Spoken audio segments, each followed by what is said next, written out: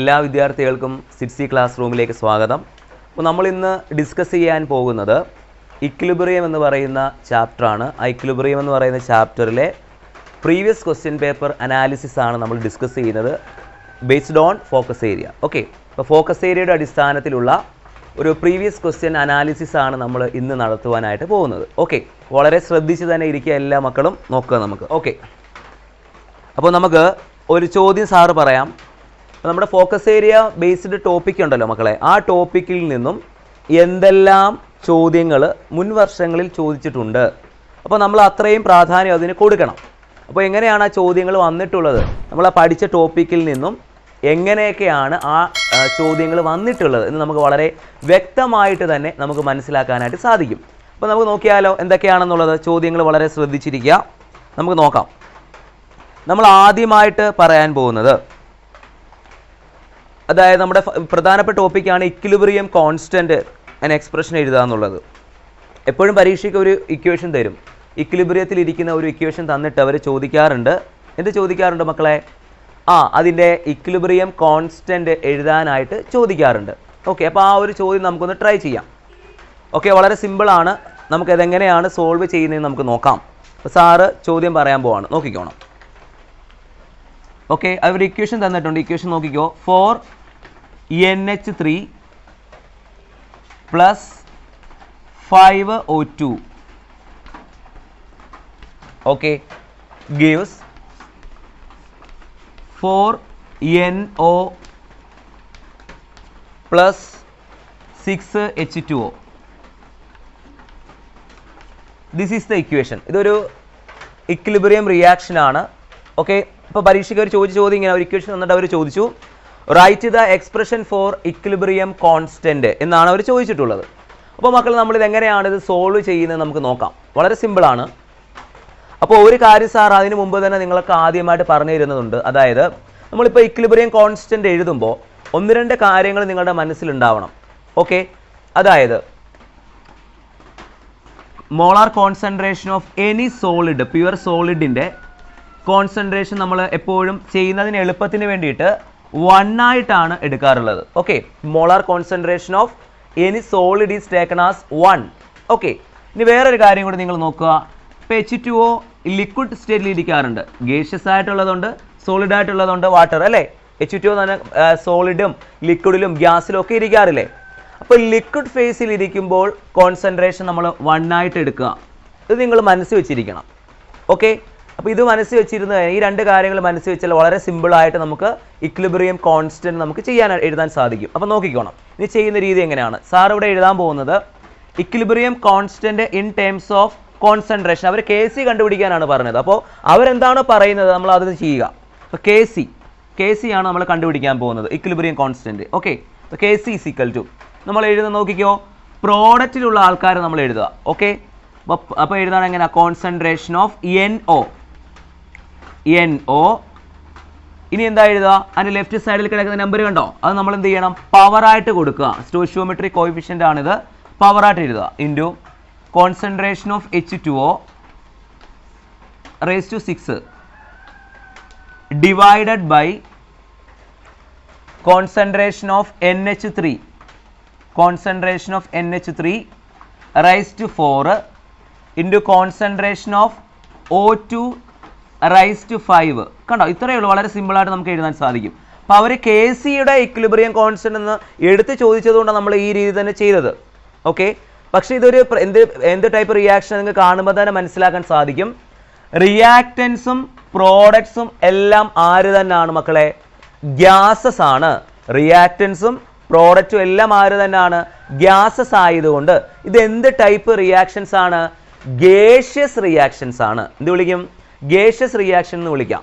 Okay, അപ്പോൾ what are gaseous reactions?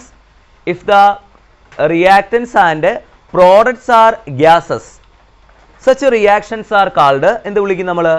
gaseous reactions എന്ന് വിളിക്കും. ഓക്കെ, അവരുടെ ഇപ്പോൾ gaseous reactions ആകുമ്പോൾ അവരുടെ ഇക്വിലിബ്രിയം കോൺസ്റ്റൻറ്റ് എഴുതുന്നത് വേറെ ഒരു രീതിയിലാണ്. ഓക്കെ, അവിടെ നമ്മൾ കോൺസെൻട്രേഷന് പകരം നമ്മൾ ഉപയോഗിക്കുന്നത് പാർഷ്യൽ പ്രഷർ ആണ്. പക്ഷേ ഒരു ക്വസ്റ്റ്യനിൽ അവർ Kc കണ്ടുപിടിക്കാണ്ട് എടുത്ത് ചോദിക്കുമ്പോൾ നമ്മൾ ആ രീതിയിൽ തന്നെ കോൺസെൻട്രേഷൻ ചെയ്ത് കണ്ടുപിടിക്കണമെന്നേ ഉള്ളൂ. മനസ്സിലാവുന്നുണ്ടല്ലോ? അപ്പോൾ ആ ഒരു ഐഡിയ നിങ്ങളുടെ മനസ്സിൽ വെച്ചിരുന്നാൽ മതി. നോർമലി നമ്മൾ ഗേഷ്യസ് റിയാക്ഷൻസിൻ്റെ എല്ലാം ഇക്വിലിബ്രിയം കോൺസ്റ്റന്റ് പൊതുവെ നമ്മൾ പറയുന്നത് KP എന്നാണ്. KP means equilibrium constant in terms of partial pressure ആണ്. എപ്പോഴും പാർഷ്യൽ പ്രഷറിലാണ് നമ്മൾ പറയാറ്. ഓക്കെ, ഇനി അവർ KC എന്ന് എടുത്ത് ചോദിക്കുമ്പോൾ പിന്നെ നമ്മൾ വേറെ ഒന്നും ആലോചിക്കേണ്ട, അത് തന്നെ അങ്ങ് എഴുതി വെക്കുക. കോൺസെൻട്രേഷൻ പറഞ്ഞാലും മതി. അപ്പോൾ കോൺസെൻട്രേഷൻ നമുക്ക് പറയാം, പക്ഷെ നമ്മൾ പൊതുവേ കറക്റ്റ് ഏറ്റവും കൂടുതൽ ആക്യുറേറ്റ് ആയിട്ട് പറയാൻ എന്തിലായിരിക്കും? KPയിലാണ്. അതായത് ഇൻ ടേംസ് ഓഫ് പാർഷ്യൽ പ്രഷറിൽ വേണം മക്കളെ എന്ത് ചെയ്യാൻ? നിങ്ങൾ പറയാനായിട്ട്. ഓക്കെ അല്ലേ? അപ്പോൾ ക്ലിയർ ആയി കാണുമെന്ന് തന്നെ വിശ്വസിക്കുന്നു. അപ്പോൾ ഈ ഒരു കാര്യം നമുക്ക് നോക്കി എഴുതാം. വേറെ കാര്യങ്ങളൊന്നുമില്ല. ഇവിടെ സോളിഡ് ആയിട്ടുള്ളതും ലിക്വിഡ് ആയിട്ടുള്ളതും ഒന്നും ഇല്ലാത്തതുകൊണ്ട് നമ്മളത് പ്രത്യേകിച്ച് ഇതിനകത്തൊന്നും ചെയ്യാനില്ല, ഇങ്ങനെ തന്നെ ഇട്ടിരുന്നാൽ മതി. ഓക്കെ, അപ്പോൾ ഈ ഒരു ചോദ്യം പരീക്ഷയ്ക്ക് ചോദിച്ചിട്ടുള്ള 2019 ചോദിച്ചതാണ് ഇങ്ങനെ KC എഴുതാനായിട്ട്. അപ്പോൾ നിങ്ങൾ KC ആയാലും KP ആയാലും നിങ്ങൾ ഐസായിട്ട് KPയുടെ ചോദ്യം സാറ് പറഞ്ഞുതരാം.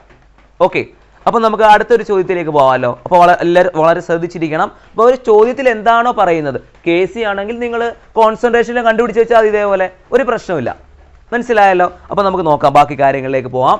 വളരെ ശ്രദ്ധിച്ചിരിക്കാം. ഒരു ഇതുമായിട്ട് റിലേറ്റഡ് ആയിട്ടുള്ള ഒരു കാര്യം കൂടെ സാർ അങ്ങ് പറയുകയാണ്. ഓക്കെ, മറ്റൊരു ചോദ്യമായിട്ട് അങ്ങ് പറയുന്നു. NH3 ഇതും വളരെ ഇമ്പോർട്ടൻ്റ് ആയിട്ട് പഠിക്കണം കേട്ടോ. എപ്പോഴും ചോദിക്കാറുണ്ട്, KCയും KPയും ഒരു ഇക്വേഷൻ തന്നിട്ട് കണ്ടെത്താനായിട്ട് ചോദിക്കും. വളരെ സിമ്പിളായിട്ട് എഴുതാം. അതുകൊണ്ട് NH3 ഫോം ചെയ്യുന്ന ഇക്വേഷൻ നമുക്കതൊന്ന് എഴുതി നോക്കാവേ. വളരെ ശ്രദ്ധയോടുകൂടി തന്നെ ഇരിക്കാം. N2 + 3H2 gives 2NH3. Okay, ഇതെല്ലാം ഗ്യാസസ് ആണ് കേട്ടോ. ഇതെല്ലാം ഗ്യാസസ് ആണ്. ഇപ്പോൾ ഇതൊരു ഗേഷ്യസ് റിയാക്ഷൻ ആണെന്ന് കരുതുക. എന്നിട്ട് അവർ ചോദിക്കുകയാണ്, write the expression for KP. എന്ത് കണ്ടെത്താൻ ചോദിക്കുന്നു? KPയുടെ എക്സ്പ്രഷൻ എഴുതാനായിട്ടാണ് അവർ ചോദിച്ചിട്ടുള്ളത്. KPയുടെ എക്സ്പ്രഷൻ ആണ്. ഓക്കെ, അപ്പോൾ നമ്മൾ അതൊന്ന് കണ്ടുപിടിക്കാം. വളരെ സിമ്പിളാണ്. എങ്ങനെയാണ് ചെയ്യുന്നത് നമുക്ക് നോക്കാം. ഇത് എല്ലാം റിയാക്റ്റൻസും പ്രോഡക്റ്റും എല്ലാം ഗ്യാസസ് ആണെങ്കിൽ ഇക്വിലിബ്രിയം കോൺസ്റ്റന്റ് എന്തിൽ നമുക്ക് പറയാൻ സാധിക്കും? ഇൻ ടേംസ് ഓഫ് പാർഷ്യൽ പ്രഷറിൽ നമുക്ക് പറയാം. ഓക്കെ ആണല്ലോ? ഇനി വേണമെങ്കിൽ നമുക്ക് കോൺസെൻട്രേഷനിൽ ഇതേ ഇക്വേഷൻ തന്നെ പറയാൻ സാധിക്കും. ഓക്കെ, അപ്പം നമുക്ക് പാർഷ്യൽ പ്രഷറിലും പറയാൻ പറ്റും, ഇവിടെ കോൺസെൻട്രേഷനിലും പറയാം. ഗേഷ്യസ് ആണെങ്കിൽ മാത്രമേ പാർഷ്യൽ പ്രഷറിൽ പറയാൻ പറ്റത്തുള്ളൂ. മനസ്സിലായാലും ഈ നോർമലി നമുക്ക് സാധാ കോൺസെൻട്രേഷനിൽ മാത്രമേ പറയാൻ സാധിക്കത്തുള്ളൂ. അപ്പോൾ നമുക്കൊന്ന് എഴുതി നോക്കാം. മക്കളെ ചെയ്യുന്ന രീതി ഇത്രയേ ഉള്ളൂ. KP = നമുക്ക് എഴുതാമല്ലോ. എങ്ങനെയാ? കോൺസെൻട്രേഷന് പകരമായി നമ്മൾ ഉപയോഗിക്കുന്ന ടേമാണ് എന്ത്? Partial pressure. എന്തുവാണ്? Partial pressure. അപ്പോൾ നമുക്കൊന്ന് നോക്കിയാലോ. പാർഷ്യൽ പ്രഷറിനെ സാറ് P എന്ന ലെറ്റർ കൊണ്ട് റെപ്രസെന്റ് ചെയ്യുന്നു. Partial pressure of NH3 raise to 2. Power അങ്ങ് കൊടുത്താൽ മതി. സ്റ്റോഷിയോമെട്രിക് കോയിഫിഷ്യന്റ് നമ്മൾ എന്തായിട്ടങ്ങ് എടുക്കണം? പവറാണ്. സ്റ്റോഷിയോമെട്രിക് കോയിഫിഷ്യന്റ് പേടിക്കൊന്നും വേണ്ട. ഒരു ബാലൻസ്ഡ് ഇക്വേഷനിലെ റിയാക്റ്റൻസിൻ്റെയും പ്രോഡക്റ്റിൻ്റെയും ഒക്കെ സിമ്പലില്ലേ മക്കളെ, അതിന് തുടക്കത്തിൽ എഴുതുന്ന ലെഫ്റ്റിൽ എഴുതുന്ന നമ്പേഴ്സിനെയാണ് ബാലൻസ് ചെയ്യാൻ വേണ്ടി നമ്പേഴ്സിനെ വിളിക്കുന്ന പേരാണ് അതിൻ്റെ സ്റ്റോഷിയോമെട്രിക് കോയിഫിഷ്യന്റ് എന്ന് പറയുന്നത്. അല്ലാതെ വേറൊന്നുമില്ല. ഓക്കെ അല്ലേ? അപ്പോൾ ഇങ്ങനെ എഴുതാമല്ലോ നമുക്ക്. ഡിവൈഡഡ് ബൈ, ഇനി റിയാക്റ്റൻസിൻ്റെ ആണ്. റിയാക്റ്റൻ്റ് ആരാണ്? N2. അപ്പോൾ partial pressure of N2 power നമുക്ക് എന്ത് എഴുതാം? 1 എന്ന് കൊടുക്കാമല്ലോ. ഇനി നമുക്ക് ആരെ എഴുതാം? Partial pressure of H2 raise to 3 എന്ന് കൊടുക്കാം. ഇത്രയേ ഉള്ളൂ. ഇങ്ങനെ എഴുതി കാണിച്ചാൽ മാത്രം മതി. ഇതാണ് KP എന്ന് പറയുന്നത്. അപ്പോൾ KC എന്ന് ചോദിച്ചാൽ നമ്മൾ പഠിപ്പിച്ചിട്ടുണ്ട്. കോൺസെൻട്രേഷൻ എന്ന് പറയുമ്പോൾ എന്താ? ഈ സ്ക്വയർ ബ്രാക്കറ്റ് എന്തിനെ റെപ്രസെന്റ് ചെയ്യാറുണ്ട്? കോൺസെൻട്രേഷനെ റെപ്രസെന്റ് ചെയ്യാറുണ്ട്. ഓക്കെ ആണല്ലോ? അപ്പോൾ ഇത്രയും കാര്യങ്ങൾ നിങ്ങളുടെ മനസ്സിൽ വേണം. ഇനി ഒരു ചോദ്യം കൂടെ ഇതുമായി റിലേറ്റ് ചെയ്ത് ഞാൻ പറയുന്നുണ്ട്. ഓക്കെ, ആ സോളിഡ് ആയിട്ടുള്ള ഒരു സബ്സ്റ്റൻസ് കൂടെ ഉൾക്കൊള്ളിച്ച് സാർ ഒന്ന് പറയാം. നോക്കിക്കോ എങ്ങനെയാണെന്നുള്ളത്. അപ്പോൾ നമ്മുടെ ഇക്വേഷൻ എഴുതാൻ പോവാണ്. കാൽസ്യം കാർബണേറ്റ്, നമ്മുടെ കാക്കോ3 കണ്ടോ? സാധനത്തെ നമ്മൾ എഴുതിയിട്ടുണ്ട്. ഇവനാണെങ്കിലോ സോളിഡ് ആണ് കേട്ടോ. അപ്പോൾ ഇവൻ്റെ സോളിഡ് ആയിട്ടുള്ള ആളാണ്. ഇവൻ ദാണ്ടേ നമ്മൾ ഹീറ്റ് ചെയ്ത് ഡീകമ്പോസ് ചെയ്യിക്കാൻ പോവാണ്. So we get calcium oxide and carbon dye oxide.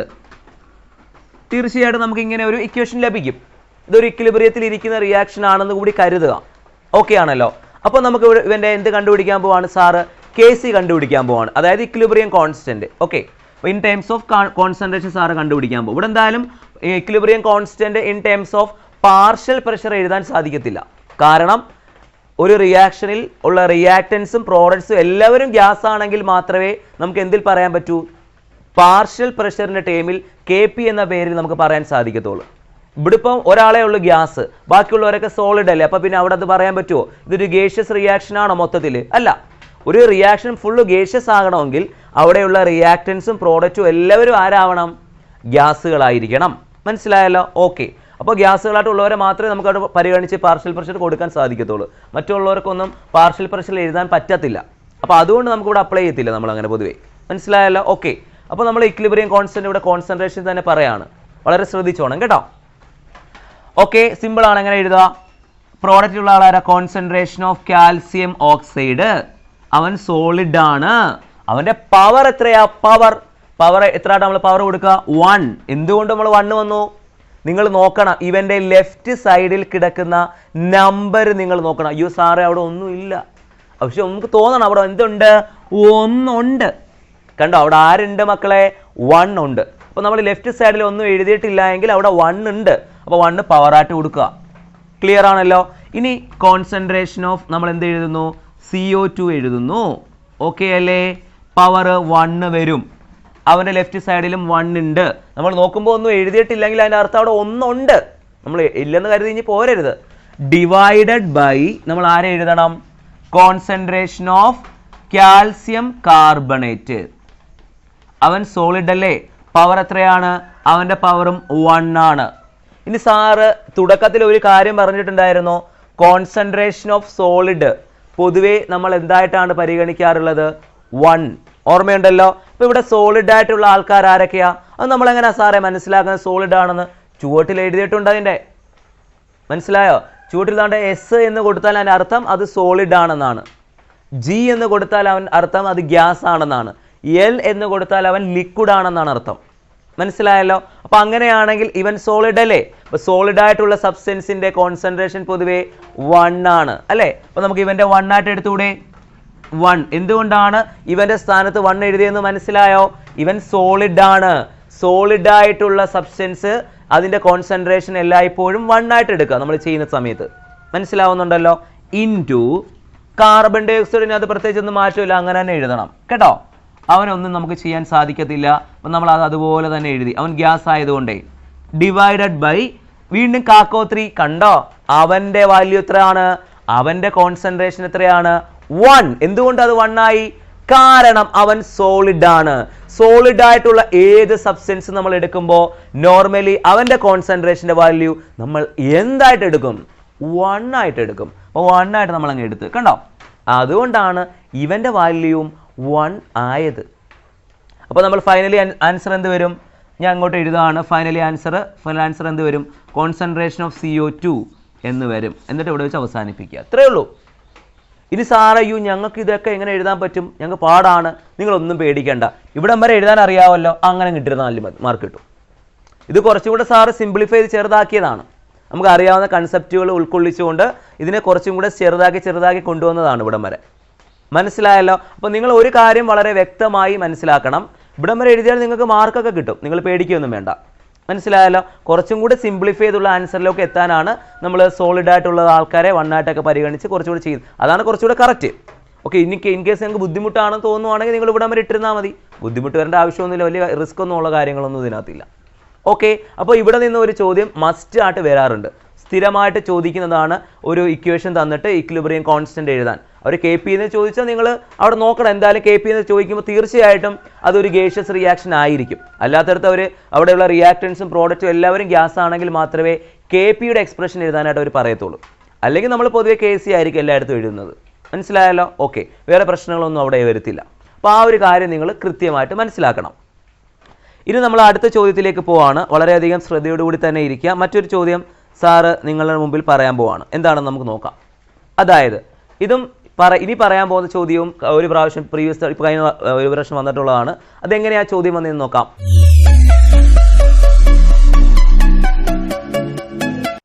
ഇതാണ്ട് ഒരു റിയാക്ഷൻ. ഇതാണ്ട് N2 + 3H2 gives 2NH3. ഇതൊരു റിയാക്ഷനാണ്, ഇക്വിലിബ്രിയം റിയാക്ഷനാണ്. ഓക്കെ, ഇവർ KC കണ്ടുപിടിക്കാൻ പറയുമ്പോൾ നമ്മൾ KC അങ്ങ് എഴുതണം, കോൺസെൻട്രേഷൻ എഴുതണം. അല്ല ഇനി സാറ് ഇതെല്ലാം ഗ്യാസ് അല്ലയോ, ഇനി എഴുതാൻ പറ്റുമോ, അങ്ങനെയൊന്നും ആലോചിക്കണ്ട. അവർ KC കണ്ടുപിടിക്കാൻ ഫൈൻഡ് അല്ലെങ്കിൽ write the expression for KC എന്ന് പറഞ്ഞാൽ പിന്നെ നമ്മൾ അങ്ങനെ എഴുതണം. വേറെ കാര്യമൊന്നും അതിനകത്തില്ല. മനസ്സിലായല്ലോ? പക്ഷേ പൊതുവേ നമ്മൾ ഗേഷ്യസ് റിയാക്ഷൻസിൽ നമുക്ക് എന്തും പറയാം, പാർഷ്യൽ പ്രഷറിലും പറയാൻ സാധിക്കും. അങ്ങനെയാണ് നമ്മൾ പൊതുവേ പറയാറ്. KP ആയിട്ട് കണ്ടുപിടിക്കാൻ പറ്റുമോ എൻ്റെ. മനസ്സിലായല്ലോ? ഓക്കെ. അപ്പോൾ അങ്ങനെ ഇവർ ചോദിച്ച ചോദ്യം ഇങ്ങനെയാണ്. ആദ്യം ഒരു കേസ് കണ്ടുപിടിക്കാൻ പറഞ്ഞു. എന്നിട്ട് അവർ മറ്റൊരു ചോദ്യം ചോദിച്ചു, when the equation is multiplied with a number 2 what happens to the equilibrium constant. കണ്ടോ, ഇങ്ങനെ ഒരു ഇക്വേഷൻ തന്നിട്ട് അവർ ചോദിച്ചു. ആദ്യം ഇക്വിലിബ്രിയം കോൺസ്റ്റന്റ് കണ്ടുപിടിക്കാനായിട്ട് ചോദിച്ചു. എന്നിട്ടുള്ള ചോദ്യം എന്താണെന്നറിയാമോ?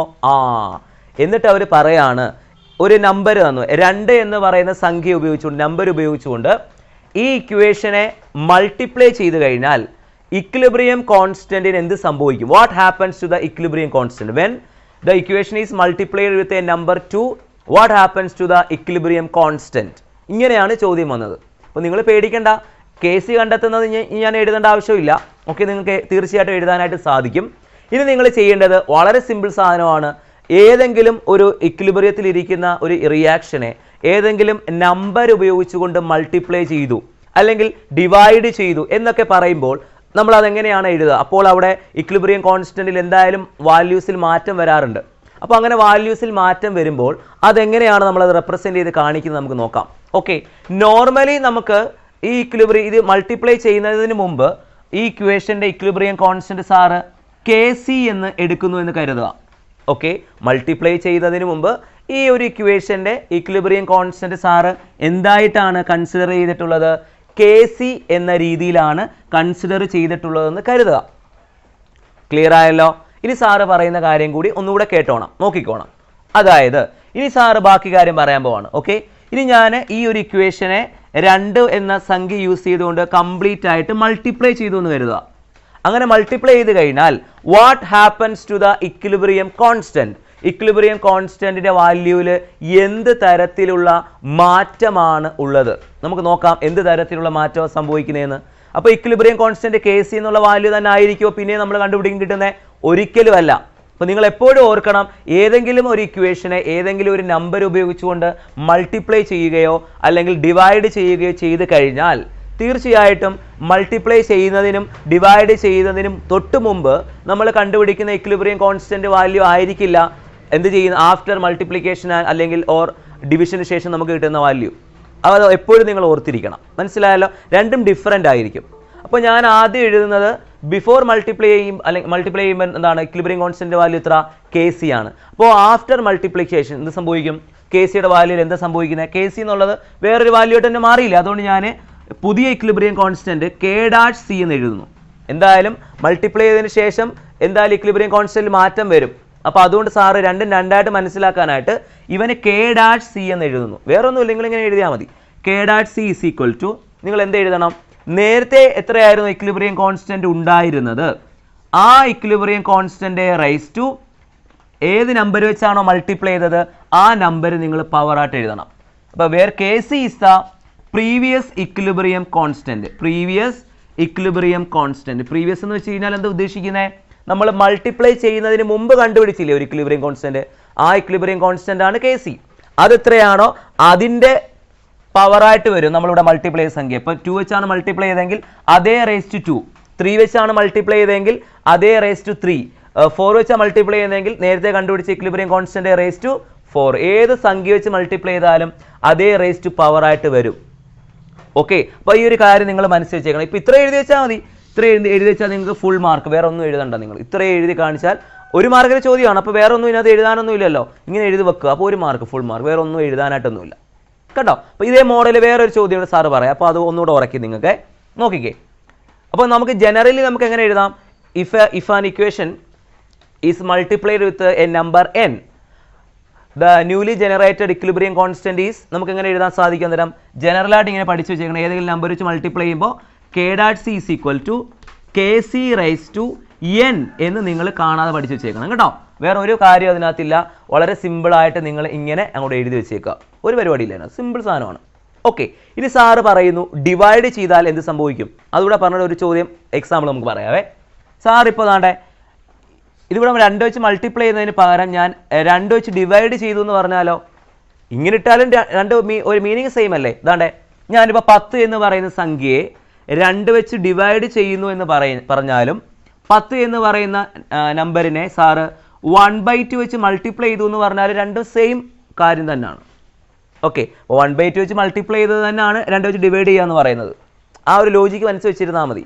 ഓക്കെ അല്ലേ? അപ്പോൾ ഇനി സാറ് പറയുന്ന കാര്യം നിങ്ങൾ ശ്രദ്ധിക്കുക. ഇപ്പോൾ ഇൻ കേസ് ഇവിടെ ഈ ഒരു ഇക്വേഷനെ 2 ഉപയോഗിച്ച് ഡിവൈഡ് ചെയ്തു എന്നാണ് അവർ പറഞ്ഞിരുന്നതെങ്കിൽ അവിടെ ഇക്വിലിബ്രിയം കോൺസ്റ്റന്റിൽ എന്ത് സംഭവിക്കും എന്ന് ചോദിച്ചാൽ നിങ്ങൾ എന്ത് ഉത്തരവ് എഴുതുക? വളരെ സിമ്പിളായിട്ട് എഴുതാൻ സാധിക്കും. എന്തെഴുതാൻ സാധിക്കും? പുതിയതായി ഡെവലപ്പ് ചെയ്ത equilibrium constant k.c is equal to നമുക്ക് എന്ത് എഴുതാം?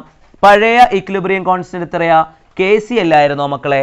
kc റൈസ് ടു നമ്മൾ എന്ത് വെച്ചാണോ ഇവിടെ ഡിവൈഡ് ചെയ്തത് അത് നിങ്ങൾക്ക് പവറായിട്ട് 1 പവറായിട്ട് എഴുതും. 1/2 കണ്ടോ? അപ്പോൾ 2 വെച്ച് ഡിവൈഡ് ചെയ്തു എന്ന് പറയുമ്പോൾ 1/2 വെച്ച് മൾട്ടിപ്ലൈ ചെയ്യുന്നതിന് തുല്യമാണ്. അതുകൊണ്ട് സാർ അത് തന്നെ പവറായിട്ട് വരിക. മനസ്സിലാവുന്നുണ്ടോ? ഇപ്പൊ 5 വെച്ച് ഡിവൈഡ് ചെയ്തു എന്ന് പറഞ്ഞായിരുന്നെങ്കിലോ kc റേസ് ടു 1/5. കണ്ടോ? 3 വെച്ച് ഡിവൈഡ് ചെയ്തു എന്ന് പറഞ്ഞായിരുന്നെങ്കിലോ k.c is equal to kc raise to 1/3. കണ്ടോ? ഇനി 6 വെച്ച് ഡിവൈഡ് ചെയ്തു എന്ന് പറഞ്ഞായിരുന്നെങ്കിലോ k.c is equal to kc raise to 1/6. അപ്പോൾ ഒരു കാര്യം വ്യക്തമാണ്, ഏത് നമ്പർ വെച്ച് ഡിവൈഡ് ചെയ്തെന്ന് പറഞ്ഞാൽ അതേ റേസ് ടു 1 വരും ആ നമ്പർ അല്ലേ? അപ്പോൾ നമുക്ക് ജനറലി എഴുതാമല്ലോ. എങ്ങനെ എഴുതാം? If an equation is multiplied with a number, divided by a number n, what happens to the equilibrium constant?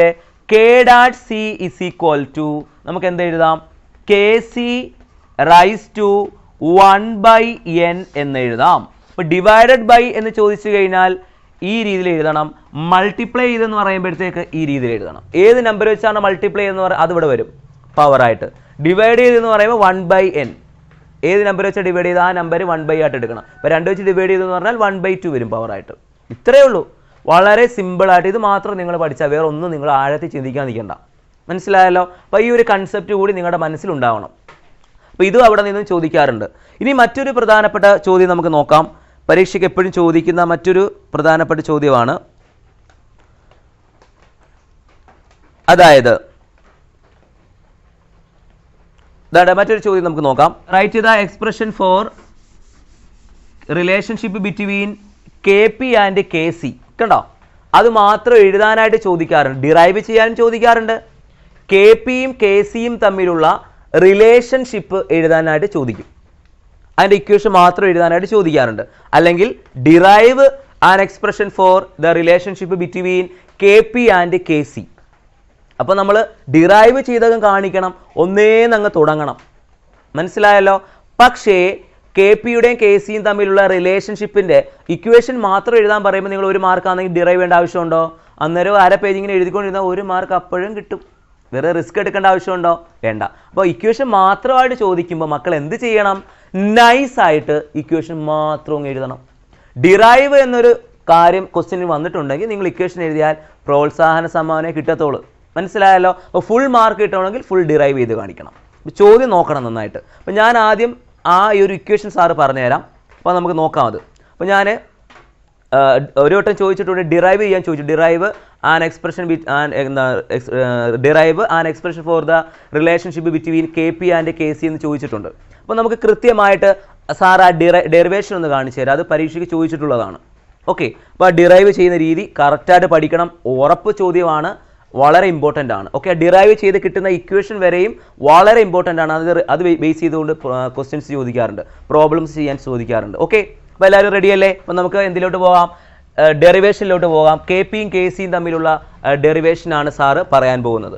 അപ്പോൾ അതിന് വേണ്ടിയിട്ട് ഞാൻ ആദ്യം എടുക്കുന്നത് ഒരു ബാലൻസ്ഡ് ആയിട്ടുള്ള ഒരു ഗേഷ്യസ് റിയാക്ഷനാണ്. ഇക്വിലിബ്രിയത്തിലിരിക്കുന്ന ഒരു ഗേഷ്യസ് റിയാക്ഷനാണ് സാറ് കൺസിഡർ ചെയ്യുന്നത്. ഓക്കെ, അപ്പോൾ consider A gaseous reaction.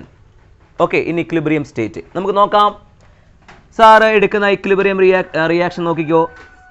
AA plus BB gives CC plus DD. This is the equation. Clear? ഇനി സാറ് ആദ്യം ചെയ്യുന്ന പരിപാടി എന്താ? നമ്മൾ റിലേഷൻഷിപ്പ് പഠിപ്പിക്കാൻ പോവാം. ഈ KPയും KCയും തമ്മിൽ ഇവർ പറയുന്നത് ഇവർ തമ്മിൽ ഒരു ബന്ധമില്ലെന്നാണ്. നമ്മൾ എന്തൊക്കെയെങ്കിലും ബന്ധമൊക്കെ ഉണ്ടാക്കും. നോക്കിക്കോ, ഇവരുടെ നേരെ ചോദിച്ചപ്പോൾ അവർ പറഞ്ഞത് KPയും KCയും തമ്മിൽ ഒരു തരത്തിലുള്ള ബന്ധമില്ല എന്നാണ്. പക്ഷേ നമ്മൾ ഇവർ തമ്മിൽ എന്തൊക്കെയോ ബന്ധങ്ങളുണ്ട്. നമ്മളിപ്പോൾ കൃത്യമായി ഡിറൈവ് ചെയ്ത് കാണിക്കാൻ പോവാണ്. വളരെ ശ്രദ്ധിക്കാം. അപ്പോൾ നോക്കിക്കോണം, ഞാൻ ആദ്യം KC എഴുതാൻ പോവാണ്. KC സിമ്പിൾ ആണല്ലോ. എങ്ങനെ എഴുതാം? Concentration of C raise to C into concentration of D raise to D divided by concentration of A raise to A into concentration of B raise to B എന്ന് എഴുതാം. വളരെ സിമ്പിളായിട്ട് നമുക്ക് എഴുതാൻ സാധിക്കും. ഓക്കെ ആണല്ലോ. ഇനി നമുക്ക് ഇതിനെ തന്നെ സാറ് വേറെ ഒരു രീതിയിൽ എഴുതി കാണിക്കാം. അതാണ് സാറ് ഇപ്പോൾ ഇങ്ങനെ ഒരു സ്ക്വയർ ബ്രാക്കറ്റിനുള്ളിൽ ഏതെങ്കിലും ഒരു അക്ഷരം എഴുതിയാൽ അതിൻ്റെ നമ്മൾ ഇക്വിലിബ്രിയം എന്ന ചാപ്റ്റർ നമ്മൾ നോർമലി വായിക്കുന്നത് എങ്ങനെയാണ്? കോൺസെൻട്രേഷൻ ഓഫ്, ഇപ്പോൾ സി എഴുതിയിട്ടുണ്ടെങ്കിൽ സി, ഡി ആണെങ്കിൽ കോൺസെൻട്രേഷൻ ഓഫ് ഡി എന്ന് വായിക്കും. ഇതേ സാധനം തന്നെ നമുക്ക് വേറെ ഒരു രീതിയിലും റെപ്രസെൻറ്റ് ചെയ്യാം. ഞാൻ അതുകൂടി ഇവിടെ അങ്ങ് എഴുതാം, അപ്പോൾ അല്ലെങ്കിൽ നിങ്ങൾക്ക് സംശയം ഉണ്ടാവും. ഓക്കെ, രണ്ട് രീതിയിൽ റെപ്രസെൻറ്റ് ചെയ്ത് കാണിക്കാം. അതായത് ദാണ്ടെ concentration of C raise to c നമുക്ക് ഇങ്ങനെ എഴുതാവേ. ദാണ്ടെ concentration of C raise to C എന്ന് എഴുതാം. ഇങ്ങനെ എഴുതാം, രണ്ട് സെയിം ആണ്. ഈ സി എന്തിനെ റെപ്രസെൻറ്റ് ചെയ്യുന്ന? കോൺസെൻട്രേഷൻ. അപ്പോൾ concentration of C raise to C. ഇനി ഇതാണ്ട് ഞാനിവിടെ ഡി എഴുതുന്നു എഴുതാം. ഡി ഇതാണ്ടെ D. Concentration of D raise to D എന്ന് എഴുതിയാലോ? സിമ്പിൾ. നമുക്കിതിനെ ഇങ്ങനെ എഴുതാം, ഈ രീതിയിൽ റെപ്രസെൻറ്റ് ചെയ്ത്. രണ്ട് സെയിം ആണ്. Concentration of D raise to D രണ്ട് രീതിയിൽ നമുക്ക് റെപ്രസെൻറ്റ് ചെയ്ത് കാണിക്കാൻ സാധിക്കും. മനസ്സിലായോ? ഇത് രണ്ട് സെയിം ആണ്. ഓക്കെ അല്ലേ? അപ്പോൾ അത് മനസ്സിൽ വെച്ചേക്കണം. അപ്പോൾ അതിൻ്റെ ബേസ് ചെയ്ത് ഞാൻ അപ്പുറത്തൊന്ന് അതുകൂടെ എഴുതി കാണിക്കുമ്പോൾ നിങ്ങൾക്ക് പിന്നെ ഒരു സംശയം ഉണ്ടാവില്ല. ഓക്കെ, അപ്പോൾ എങ്ങനെയാണ് എഴുതുന്നത് നോക്കിക്കോ. Concentration of C raise to C into concentration of D raise to D divided by concentration of A raise to A into concentration of B raise to B എന്നുകൂടി നമുക്ക് എഴുതാം. സോറി, തിരിച്ചെഴുതാം. സി വെച്ചില്ല നമ്മൾ എഴുതിക്കൊണ്ടിരിക്കുന്നത്. അപ്പോൾ സി വെച്ച് മാത്രം എഴുതാം. Full C വെച്ച് എഴുതാം കേട്ടോ. രണ്ട് സെയിം ആണ് എന്ന് നിങ്ങൾക്ക് മനസ്സിലാക്കി തരാൻ വേണ്ടിയിട്ട് മാത്രമാണ് സാറ് ഈ ഒരു രീതി ചെയ്തത് കേട്ടോ. അപ്പോൾ രണ്ട് സെയിം ആണ്. ഓക്കെ, ഇതും കെ സി തന്നെയാണ്, ഇതും കെ സി ആണ്. ആ ഒരു ഐഡിയ കിട്ടാൻ വേണ്ടിയിട്ട് മാത്രം. ഓക്കെ, ഇനി ഞാൻ അടുത്തതായിട്ട് എഴുതുന്നു. കെ പി എഴുതാൻ പോവാണ് സാറ്. കെ പി എഴുതുന്ന വളരെ സിമ്പിൾ അല്ലേ? കോൺസെൻട്രേഷൻ ഇളക്കി, അതായത് ഈ സി എന്ന അക്ഷരം അങ്ങ് മാറ്റി പി ഫിറ്റ് ചെയ്താൽ മതി, വേറെ കാര്യമൊന്നുമില്ല. ഈ സി എന്തിനെ റെപ്രസെൻറ്റ് ചെയ്യുന്നത്? C represents concentration. ഓക്കെ, അപ്പോൾ സി നമ്മൾ അങ്ങോട്ട് ഇളക്കിയിട്ട് പി അങ്ങോട്ട് കൊടുത്താൽ പ്രശ്നം തീർന്നു. സിമ്പിൾ അല്ലേ? നോക്കിക്കോ. അപ്പോൾ നമുക്ക് എഴുതാം എങ്ങനെയാ? P C raise to C into P D raise to D divided by എന്ത് എഴുതണം? P A raise to A into P B raise to B എന്ന് എഴുതാൻ സാധിക്കും. അപ്പോൾ നമ്മൾ കെ സിയുടെയും കെ പിയുടെയും ഇക്വേഷൻ എഴുതിയിട്ടുണ്ട്. ഇത് വേണമെങ്കിൽ നമുക്ക് ഇക്വേഷൻ നമ്പർ 1 ആയിട്ട് എടുക്കാം. ഇവനെ നമുക്ക് ഇക്വേഷൻ നമ്പർ 2 ആയിട്ടും എടുക്കാം. ഓക്കെ, ഇനി മക്കളെല്ലാവരും ശ്രദ്ധിക്കേണ്ട കാര്യം, വേറൊരു കാര്യം കൂടി നമ്മളിവിടെ എടുക്കാൻ പോവാണ്. വളരെയധികം ശ്രദ്ധിച്ചിരിക്കണം. We know that P V is equal to N R T. P V is equal to N R T നമുക്ക് ഓൾറെഡി അറിയാവുന്നതാണ് ഈ ഒരു equation. From this we can write the pressure P is equal to N by V RT എന്ന് എഴുതാമല്ലോ. വളരെ സിമ്പിളാണ്. ഈ N by Vക്ക് പകരമായിട്ട് നമുക്ക് എന്ത് എഴുതാം മക്കളെ? Number of moles divided by volume. അതായത് ഒരു യൂണിറ്റ് വോളിയത്തിലുള്ള നമ്പർ ഓഫ് മോൾസ് എന്ന് പറയുന്നത് എന്തുവാ? എമൗണ്ടിനെ അല്ലേ റെപ്രസെൻറ്റ് ചെയ്യുന്നത്? കോൺസെൻട്രേഷനെയാണ് സൂചിപ്പിക്കുക. മനസ്സിലായല്ലോ? ഇപ്പോൾ നമ്മൾ പറയാറില്ലേ, ഇപ്പോൾ ഒരു സൊല്യൂഷൻ എടുത്തു കഴിഞ്ഞാൽ, ഇപ്പോൾ സൊല്യൂഷൻ എടുക്കുന്നു കരുതുക. അപ്പോൾ അവിടെ 1 ലിറ്റർ ഉണ്ട്. 1 ലിറ്റർ സൊല്യൂഷനകത്ത് എത്ര നമ്പർ ഓഫ് മോൾസ് ഉണ്ട്? ഇപ്പം സോഡിയം ക്ലോറൈഡിൻ്റെ ആണെങ്കിൽ എത്ര number of moles of sodium chloride ഉണ്ട്? അതെന്തുവാ? സോഡിയം ക്ലോറൈഡിൻ്റെ കോൺസെൻട്രേഷനെ റെപ്രസെൻറ്റ് ചെയ്യുന്നത്. ക്ലിയർ ആയല്ലോ? അപ്പോൾ അതുപോലെ ഒരു മീനിങ്ങേ ഉള്ളൂ ഇവിടെ. കണ്ടോ? അതായത് യൂണിറ്റ് വോളിയത്തിനകത്ത് എത്ര നമ്പർ ഓഫ് മോൾസ് ഉണ്ട്, അപ്പോൾ അതിൻ്റെ എമൗണ്ട് കോൺസെൻട്രേഷനെ റെപ്രസെൻറ്റ് ചെയ്യുന്നു. അപ്പോൾ N by Vക്ക് പകരം നമുക്ക് എന്ത് എഴുതാം? N by Vക്ക് പകരം നമുക്ക് കോൺസെൻട്രേഷൻ സി എന്ന ലെറ്റർ കൊണ്ട് റെപ്രസെൻറ്റ് ചെയ്യാം. ഓക്കെ, അപ്പോൾ സി ഇൻറ്റു ആർ ടി എന്ന് എഴുതാം. അപ്പോൾ P is equal to C R T എന്നൊരു ഇക്വേഷൻ നമുക്ക് ഡെവലപ്പ് ചെയ്തെടുക്കാൻ സാധിച്ചു. ഇനി സാറ് പറയുന്ന കാര്യം വളരെ ശ്രദ്ധിക്കണം. ഇവിടെ പി കണ്ടല്ലോ എല്ലാവരും. ഇനി സാർ അവിടെ പി എക്ക് പകരം എന്ത് എഴുതാം? P A is equal to sir എഴുതുന്നു സി എ ആർ ടി എന്ന് എഴുതുന്നു. പി ബിക്ക് പകരം സാർ എന്ത് എഴുതുന്നു? സി ബി ആർ ടി എന്ന് എഴുതുന്നു. പി ഡിക്ക് പകരം സാർ എന്ത് എഴുതുന്നു? സി ഡി ആർ ടി എന്ന് എഴുതുന്നു. അതേപോലെ പി സിക്ക് പകരം സാർ എന്ത് എഴുതുന്നു? സി സി ആർ ടി എന്ന് എഴുതുന്നു. അപ്പോൾ നമുക്ക് ഇവിടെയുള്ള എല്ലാ ഓരോ പി എക്കും P B P C P ഡിക്ക് പകരം എല്ലാം നമുക്ക് ആരെ എഴുതാം? അതാതിൻ്റെ സി ആർ ടി വെച്ച് അപ്ലൈ ചെയ്ത് കൊടുത്താൽ മതി. പി യുടെ ആകുമ്പോൾ സി എ ആർ ടി. വളരെ ഈസി ആയിട്ട് നമുക്കിതെല്ലാം കണ്ടുപിടിച്ചുകൂടെ? ഇനി എന്താ നമ്മുടെ ലക്ഷ്യം? ഇത് നോക്കിക്കൊണ്ടിരുന്നിട്ട് വല്ല കാര്യമുണ്ടോ? ഒരു കാര്യമില്ല. നമ്മൾ എന്ത് ചെയ്യണം? ഈ കിട്ടിയ വാല്യൂസ് എല്ലാം കൂടി നമ്മുടെ ഇക്വേഷൻ 2 കണ്ടല്ലോ, ഇക്വേഷൻ നമ്പർ 2 അതിനകത്തുള്ള ടേംസിലോട്ട് നമ്മൾ ഇത് ചെയ്യണം, സബ്സ്റ്റിറ്റ്യൂട്ട് ചെയ്യണം. കണ്ടോ? അപ്പൊ substitute the values of P A, P B, P C and P D on equation number 2. കണ്ടോ? ഇക്വേഷൻ നമ്പർ 2 നമ്മൾ എന്ത് ചെയ്യണം മക്കളെ? ഇതിന്റെ എല്ലാം വാല്യൂസ് അങ്ങോട്ട് സബ്സ്റ്റിറ്റ്യൂട്ട് ചെയ്യണം. അങ്ങനെ സബ്സ്റ്റിറ്റ്യൂട്ട് ചെയ്ത് കഴിഞ്ഞാൽ നമുക്ക് എന്ത് ഇക്വേഷൻ കിട്ടുമെന്ന് നോക്കാം. നമുക്ക് എന്ത് കിട്ടും നോക്കിക്കോണം. K P is equal to, P സിക്ക് പകരം വരുന്നതാരാ? C C R T. Power ഉണ്ട് അല്ലേ, റൈസ് ടു, അതായത് ഒരാൾക്ക് മൊത്തത്തിലല്ല, ഫുള്ള് എല്ലാവർക്കും കൂടെ ചേർത്ത് പവർ എന്ത് എഴുതണം? സി എന്ന് എഴുതണം. ക്ലിയർ? ഇനി പി ഡിക്ക് പകരം നമുക്ക് ആരെ എഴുതാം? സി ഡി ആർ ടി എന്ന് എഴുതാം. മൊത്തത്തിലെ പവർ സ്മോൾ ഡി കൊടുക്കണം, ഡിവൈഡഡ് ബൈ സി. അതേ പിന്നെ ആരെ എഴുതണം? C A R T full power small A കൊടുക്കണം. C B R T full പവറായിട്ട് നമ്മൾ എന്ത് എഴുതണം? സ്മോൾ ബി കൊടുക്കുക. ഇത്രയേ ഉള്ളൂ, വേറെ കാര്യങ്ങളൊന്നും അതിനകത്തില്ല. ഇത് നമ്മൾ ചെയ്യുന്ന രീതി നിങ്ങൾ ശ്രദ്ധിക്കണം മക്കളെ, വളരെ ഈസിയാണ്. ഇനി താണ്ടെ ഇവിടെ നമ്മൾ എഴുതിയേക്കുന്ന രീതി നിങ്ങൾ ശ്രദ്ധിക്കണം. കുഞ്ഞുങ്ങളെല്ലാവരും നോക്കിക്കോണം. കണ്ടോ? 2 ടേമായിട്ട് നമ്മൾ ഇതിനെ കൺസിഡർ ചെയ്യാം. നോക്കിക്കോ. അതായത് ഈ സി സിയും ആർ ടിയും 2 ടേമായിട്ട് പരിഗണിക്കുക. അതായത് ഇപ്പം നമ്മൾ സി സി സാറ് താണ്ടെ എ ആയിട്ടും ആർ ടി എ മൊത്തത്തിൽ സാറ് ബി ആയിട്ടും പരിഗണിച്ചു എന്ന് കരുതുക. ഇത് മാത്സിലെ കാര്യങ്ങളാണ് ഇനി പറയുന്നത്. നോക്കിക്കോണേ. A B raise to X എന്ന് പറഞ്ഞാൽ നമ്മൾ എങ്ങനെ മാത്സിൽ എഴുതാറുള്ളത്? A raise to X into B raise to X എന്നാണ് എഴുതാറുള്ളത് അല്ലേ? A B raise to X is equal to A raise to X into B raise to X എന്ന് നമുക്ക് എഴുതാൻ സാധിക്കും. വളരെ സിമ്പിൾ ആയിട്ടുള്ള കാര്യമാണ്. സെയിം ടെക്നിക്ക് നമ്മളിവിടെ അപ്ലൈ ചെയ്യാൻ പോവാണ്. അതായത് ഇവിടെ എയുടെ സ്ഥാനത്ത് ആരാ ഉള്ളത് മക്കളെ? സി സി ആണ്. ബിയുടെ സ്ഥാനത്ത് ആരാണുള്ളത്? ആർ ടി ആണ്. അത്രയേ ഉള്ളൂ. അവിടെ എക്സിന്റെ സ്ഥാനത്ത് ഓരോ സ്ഥലത്ത് സിയും ഡിയും ഒക്കെ ഉണ്ടെന്നേ ഉള്ളൂ, വേറെ കാര്യങ്ങളൊന്നുമില്ല. അപ്പൊ സെയിം മെത്തേഡ് അപ്ലൈ ചെയ്തൂടെ? അപ്പൊ നമുക്കിവിടെ എഴുതാം സി സി റേസ് ടു, എന്ത് എഴുതാം? C C raise to. ഇവിടെ ഇപ്പോൾ എയുടെ സ്ഥാനത്ത് സി സി അല്ലേ ഇല്ലേ? അതേ റേസ് ടു എന്താ? ആ പവറായിട്ട് കൊടുത്ത സംഖ്യ എഴുതണം. ഇവിടെ പവർ ഏതാ? സി. അപ്പൊ C C raise to C എന്ന് എഴുതാമല്ലോ. ഇനി നമുക്ക് ആർ ടി എ മൊത്തത്തിലാണ് ബി ആയിട്ട് പരിഗണിക്കുന്നത്. അപ്പോൾ ആർ ടി അല്ലെ, ടി എ മാത്രമല്ല ആറും ടിയും കൂടെ ചേർത്താണ്. ഓക്കെ, ബി ആയിട്ട് പരിഗണിക്കുക. അപ്പോൾ R T raise to C എന്ന് എഴുതാം. അപ്പോൾ ബി റേസ് ടു എക്സിന് പകരം ബിയുടെ സ്ഥാനത്ത് ആർ ടി ഉണ്ട്, അത് മൊത്തത്തിൽ പവർ സി വരും. R T raise to C എന്ന് വരും. ഓക്കെ, ഇനി അടുത്തത് C D raise to D എന്ന് എഴുതാം. സിമിലർലി അവിടെ എങ്ങനെ എഴുതാം? R T raise to D എന്ന് എഴുതാം. Clear? Divided by C A raise to A എന്ന് എഴുതാം. R T raise to A എന്ന് എഴുതാം. കണ്ടോ?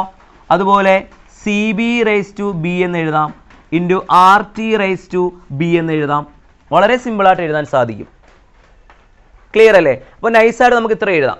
ഇനി നമ്മളിപ്പോൾ കെ പി ഇവിടം വരെ കൊണ്ടുവന്ന് വെച്ചിട്ടുണ്ട്. ഇനി നമ്മൾ ചെയ്യുന്ന വളരെ സിമ്പിൾ ടെക്നിക്കാണ്. ഇവിടെ ഈ സിയുടെ ടീമും ആറിൻ്റെ ടീമും എല്ലാം കൂടെ കൂടിക്കലർന്ന് കിടക്കുമല്ലേ? അപ്പോൾ നമുക്ക് ഇനി എന്ത് ചെയ്യണം? സി ടീമുകളെല്ലാം കൂടെ ഒരുമിച്ച് അങ്ങ് കൊണ്ടുവരാം. സിയുടെ ആൾക്കാരുണ്ട്, ഇവന്മാരെല്ലാം കൂടെ ഒരുമിച്ച് കൊണ്ടുവരണം. ഈ ആർ ടി ഉള്ള ടീമുകളെല്ലാം അങ്ങോട്ട്, ആർ ടി ഇവന്മാരെല്ലാം കൂടെ വേറെ ടീമായിട്ട് മാറ്റണം നമുക്ക്. അപ്പോൾ സിയുടെ ടീമുകളെല്ലാം കൂടെ ഒരുമിച്ച് കൊണ്ടുവരാം. എങ്ങനെ കൊണ്ടുവരാൻ പോവാണ്? നോക്കിക്കോണം, വളരെ ശ്രദ്ധിച്ചോണം കേട്ടോ. എഴുതി എടുത്ത് പൊക്കോണം നിങ്ങൾ. ഓക്കെ, സാർ എഴുതാണ് K P is equal to സിയുടെ ടേം എല്ലാം കൂടെ come on. C C, C D raise to D, C A raise to A, C B raise to B. Okay, സിയുടെ ടേം എല്ലാം കൊണ്ടുവന്നേ. ഇനി ആർ ടി ഉള്ള ടീമുകളെ കൊണ്ടുപോവാ. R T raise to C into R T raise to D കൊണ്ടുവന്നേ. Divided by R T raise to A into R T raise to B A കൊണ്ടുവന്നേ. എല്ലാവരും താമസം ഇരിപ്പുണ്ട്. ഇനി നമ്മൾ പറക്കി അങ്ങ് അടിച്ചാൽ മതി. നോക്കിക്കോണം, ഇവനെ എവിടെയെങ്കിലും കണ്ട മാതിരി തെരീതാ. ആരാത്? ഇവൻ ആരാണ്? ഇവൻ നമ്മൾ നേരത്തെ കണ്ടിട്ടുണ്ട്. ആദ്യം നമ്മൾ 2 ഇക്വേഷൻസ് ഒക്കെ ഇങ്ങനെ എഴുതിയില്ലേ? Equation number 1, equation number 2. Sir അത് മായിച്ചിട്ടുണ്ട്, ഇവിടെ കാണത്തില്ല, നിങ്ങളുടെ ബുക്കിലുണ്ട്, നോക്കിയാൽ മതി. ഓക്കെ, അപ്പോൾ നിങ്ങൾ എഴുതിയെടുക്കാൻ സാറ് പറഞ്ഞിട്ടുണ്ടായിരുന്നു. ഓക്കെ, അപ്പോൾ നോക്കിക്കോണം, അവിടെ കെ സിയുടെ സ്ഥാനത്ത് നമ്മൾ എഴുതിയിട്ടുണ്ടായിരുന്നു ഈ concentration of C raise to C, concentration of D raise to D divide by concentration of A raise to A into concentration of B raise to B. ആരാണ്? ഇവനാണ് നമ്മുടെ താരം. ആര്? ഇവനാണ് കെ സി. കണ്ടോ? ഇപ്പൊ കെ സി കണ്ടോ? ഇപ്പൊ ഇവന്മാർ തമ്മിലുള്ള ബന്ധങ്ങളൊക്കെ അതാണ്ട് ചുരുളഴിഞ്ഞു വരുന്നു. ആദ്യം അവർ പറഞ്ഞു ഞങ്ങൾ തമ്മിൽ ഒരു ബന്ധമില്ല എന്നൊക്കെ പറഞ്ഞേ. ഇപ്പൊ അതാണ്ട് ബന്ധങ്ങളൊക്കെ വന്നാണ്ടോ കെ സി. ഇനി ഇതാണ്ട് ഇവിടെ ചെറിയ പരിപാടികളുണ്ട്. മക്കളെല്ലാവരും ശ്രദ്ധിക്കണം. ഇവിടെ RT⁻C × RT⁻D. ഇത് നമുക്ക് മാത്സിലെ നമ്മളെല്ലാവരും പഠിച്ചിട്ടുള്ള ഒരു ഇക്വേഷൻ പോലെ ഇരിപ്പുണ്ട് അല്ലേ? നിങ്ങളെല്ലാവരും പഠിച്ചിട്ടുള്ളതാണ്. A⁻m × A⁻n is equal to A⁻m + n. നമുക്ക് എല്ലാവർക്കും അറിയാവുന്നതാണ്. A⁻m × A⁻n is equal to A⁻m + n. നമുക്ക് എല്ലാവർക്കും അറിയാവുന്നതാണ്. സെയിം മെത്തേഡ് തന്നെ അപ്ലൈ ചെയ്യുന്നു. ഇവിടെ എയുടെ സ്ഥാനത്തുള്ളത് RT ആണ്. രണ്ടിടത്തും എയുടെ സ്ഥാനത്ത് RT ആണെന്ന് കരുതുക. ഓക്കെ, അപ്പോൾ RT⁻m + n പകരം അവിടെ RT⁻C + d എന്ന് എഴുതാം. വളരെ സിമ്പിളാണ്. So we can written as RT⁻C + d എന്ന് എഴുതാം. A⁻m × A⁻n. therefore A⁻m + n എന്ന് എഴുതാമല്ലോ. അതുപോലെ തന്നെ ഇവിടെ അതേപോലെ RT⁻A + b എന്ന് നമുക്ക് എഴുതാൻ സാധിക്കും. ഇത്രയേ ഉള്ളൂ. വളരെ സിമ്പിളായിട്ട് നമുക്കത് കഴിഞ്ഞു. കണ്ടോ? ഇനി നമുക്ക് അടുത്ത പരിപാടിയുണ്ട്. നിങ്ങളെല്ലാവരും പഠിച്ചിട്ടുണ്ട്. അടുത്ത ഒരു മാത്സിലെ ഇക്വേഷൻ. അത് മാത്സിലെ ഇക്വേഷൻസ് കുറച്ച് ഇങ്ങനെ വരുന്നുണ്ട് കേട്ടോ. അത് നിങ്ങൾ നന്നായിട്ട് ശ്രദ്ധിക്കണം. മാത്സ് ഒക്കെ ഇച്ചിരി അറിയണം. കെമിസ്ട്രി മാത്രമല്ല ഇവിടെ അപ്ലൈ ചെയ്തേക്കുന്നത്. നോക്കിക്കോണം. അടുത്തത് നോക്കിക്കോണം. അടുത്തൊരു കാര്യം ഇവിടെ സാറ് നിങ്ങൾക്ക് പറഞ്ഞുതരാവേ. നോക്കിക്കോ മക്കളെ. A⁻m / A⁻n നമുക്കറിയാം. V know that A⁻m - n നമുക്കറിയാം എല്ലാവർക്കും. A⁻m / A⁻n ബേസ് സെയിം ആയിട്ടുള്ള പവറുള്ള സംഖ്യകളൊന്നും നമുക്ക് എന്ത് ചെയ്യാം? തീർച്ചയായിട്ടും ഇങ്ങനെ എഴുതിക്കൂടെ? A⁻m - n എന്ന് എഴുതാം. A⁻m / A⁻n A⁻m - n simple സാധനം. കണ്ടോ? അപ്പോൾ അതേ മെത്തേഡ് അപ്ലൈ ചെയ്യണം. ഇവിടെ എയുടെ സ്ഥാനത്തുള്ളത് RT, രണ്ടിടത്തും RT.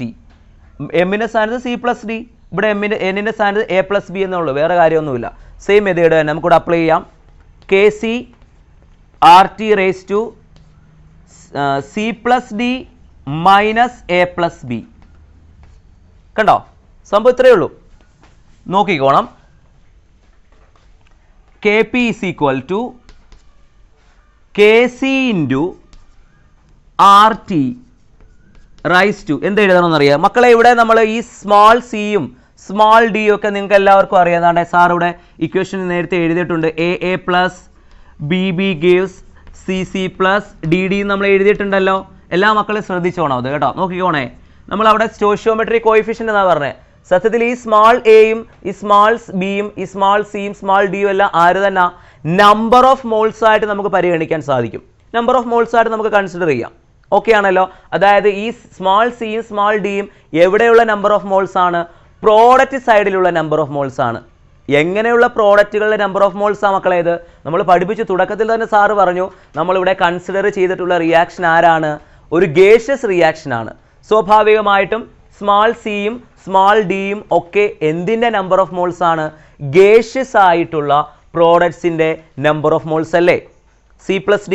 ഇവിടെ ആകെയുള്ള ഗേഷ്യസ് പ്രോഡക്റ്റ് ആരൊക്കെയാണോ അവരുടെ എല്ലാം total number of moles of gaseous product അല്ലേ മക്കളെ C + d എന്ന് പറയുന്നത്? ഓക്കെ അല്ലേ? അങ്ങനെയാണെങ്കിൽ സ്മോൾ A + b എന്ന് പറയുന്നത് എന്തുവാ? സ്മോൾ എയും സ്മോൾ ബിയും എല്ലാം number of moles of gaseous reactance അല്ലേ? ആണല്ലോ.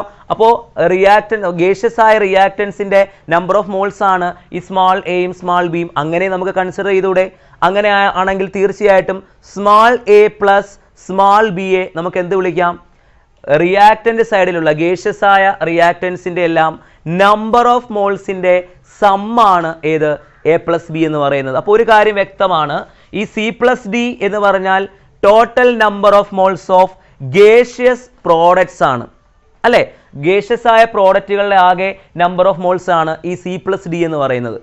ഓക്കെ, അതേ മൈനസ് A + b എന്ന് പറയുമ്പോൾ എന്തായിരിക്കും അന്നേരം? Total number of moles of gaseous reactants ആണ്. അപ്പോൾ total number of moles of gaseous products minus total number of moles of gaseous reactants എന്ന് പറയുമ്പോൾ ഒരു കാര്യം വ്യക്തമാണ്.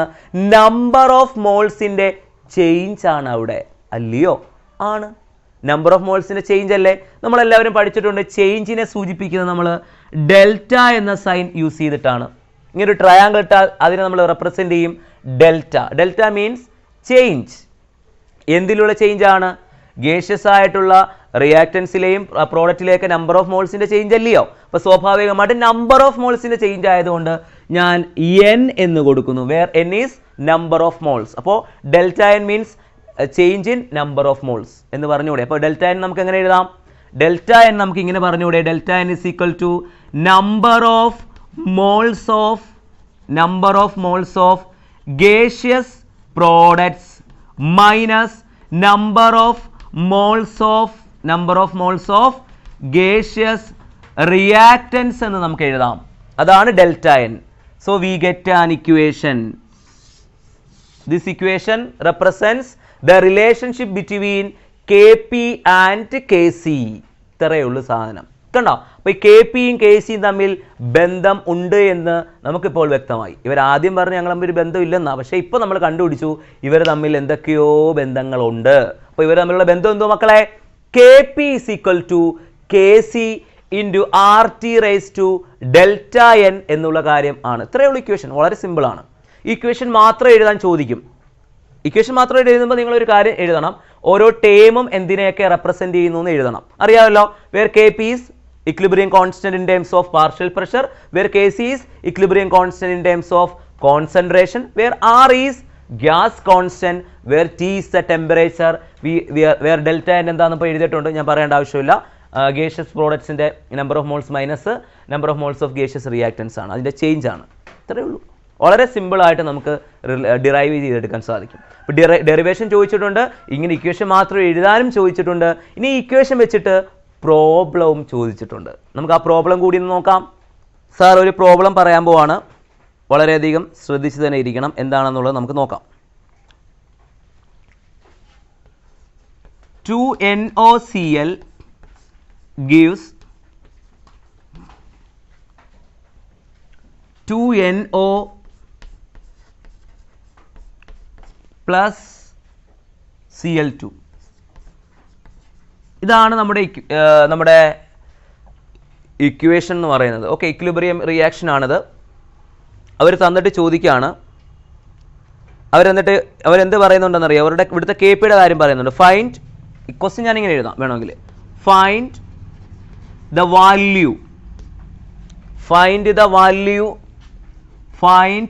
വാല്യൂ of Kc for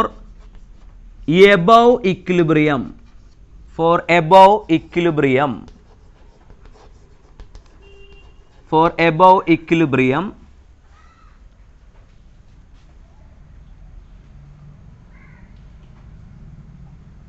എന്നിട്ട് if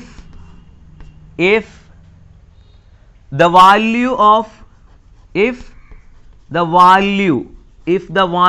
of Kp is 1.8 into 10 raised to minus 2 atm, this is a value at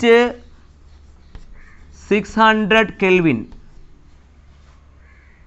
അവർ ആറിൻ്റെ value തരുന്നുണ്ട്, gas constant. കാരണം ഇവിടെ പ്രഷർ വാല്യൂ എ ടീമിൽ പറയുന്നുണ്ട്, നമ്മൾ ആറിൻ്റെ വാല്യൂ എ ടീമിലുള്ള എടുക്കണം.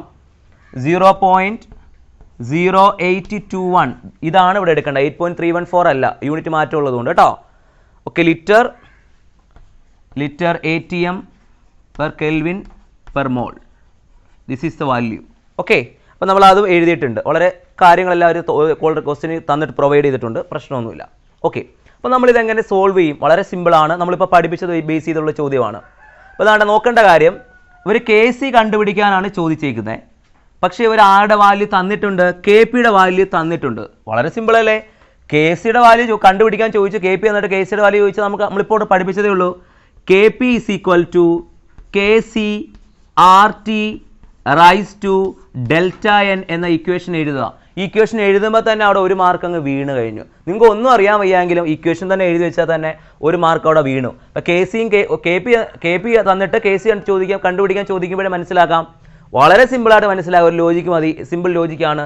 KPയും KCയും തമ്മിലുള്ള റിലേഷൻ ബേസ് ചെയ്തുള്ള ചോദ്യമാണെന്ന്. അപ്പോൾ ആ ഒരു ഇക്വേഷൻ എഴുതി വെക്കുമ്പോൾ തന്നെ നിങ്ങൾക്ക് ഒരു മാർക്ക് അവിടെ കിട്ടും. വളരെ സിമ്പിളായിട്ട് ഒരു മാർക്ക് അവിടെ വീണിരിക്കും. ഇനി നിങ്ങൾ ചെയ്യേണ്ട പരിപാടി എന്താണ്? വളരെ സിമ്പിളാണ് മക്കളെ. ഇനി നിങ്ങൾ ചെയ്യേണ്ട കാര്യം ഇതാണ്ട്, നമുക്കിവിടെ ചെയ്യേണ്ടത് KC കണ്ടുപിടിക്കണം അല്ലേ? KP തന്നിട്ടുണ്ട്. ഇനി ബാക്കിയുള്ള ആൾക്കാരെയൊക്കെ ഒന്ന് പറക്കി വെക്കാം. ഓക്കെ, ആറിൻ്റെ വാല്യൂ നമുക്കറിയാം, ടിയുടെ വാല്യൂ എല്ലാം അറിയാം. വേണമെങ്കിൽ അതിൻ്റെ വാല്യൂസൊക്കെ നിങ്ങൾ എഴുതുന്നത് നിങ്ങൾക്ക് മാർക്ക് കുറച്ചുകൂടെ കൂട്ടും കേട്ടോ. ഈ വാല്യൂസൊക്കെ തരുന്നവരുടെ വാല്യൂസൊക്കെ എഴുതി വെക്കുന്നത് നല്ലതാണ്.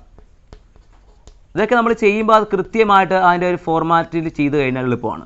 കെ പിയുടെ വാല്യൂ, കെ സി നമുക്ക് കണ്ടുപിടിക്കണം, നമുക്ക് അറിയത്തില്ല. ആറിൻ്റെ വാല്യൂ നമുക്ക് തന്നിട്ടുണ്ട് 0.0821 litre ATM per kelvin per mole. Okay, അത് തന്നിട്ട് എഴുതിയിട്ടുണ്ട്. പിന്നെ എന്താ ഉള്ളത്? ടെമ്പറേച്ചറിൻ്റെ വാല്യൂ 600 കെൽവിൻ ആണ്, അത് നമ്മൾ എഴുതിയിട്ടുണ്ട്. ഇനി ഡെൽറ്റ എൻ കൂടി കണ്ടുപിടിക്കണം. തീർന്നു, ഇതെല്ലാം കൂടെ പറക്കി അങ്ങോട്ട് ഇട്ട് കൊടുത്താൽ ഉത്തരവായി.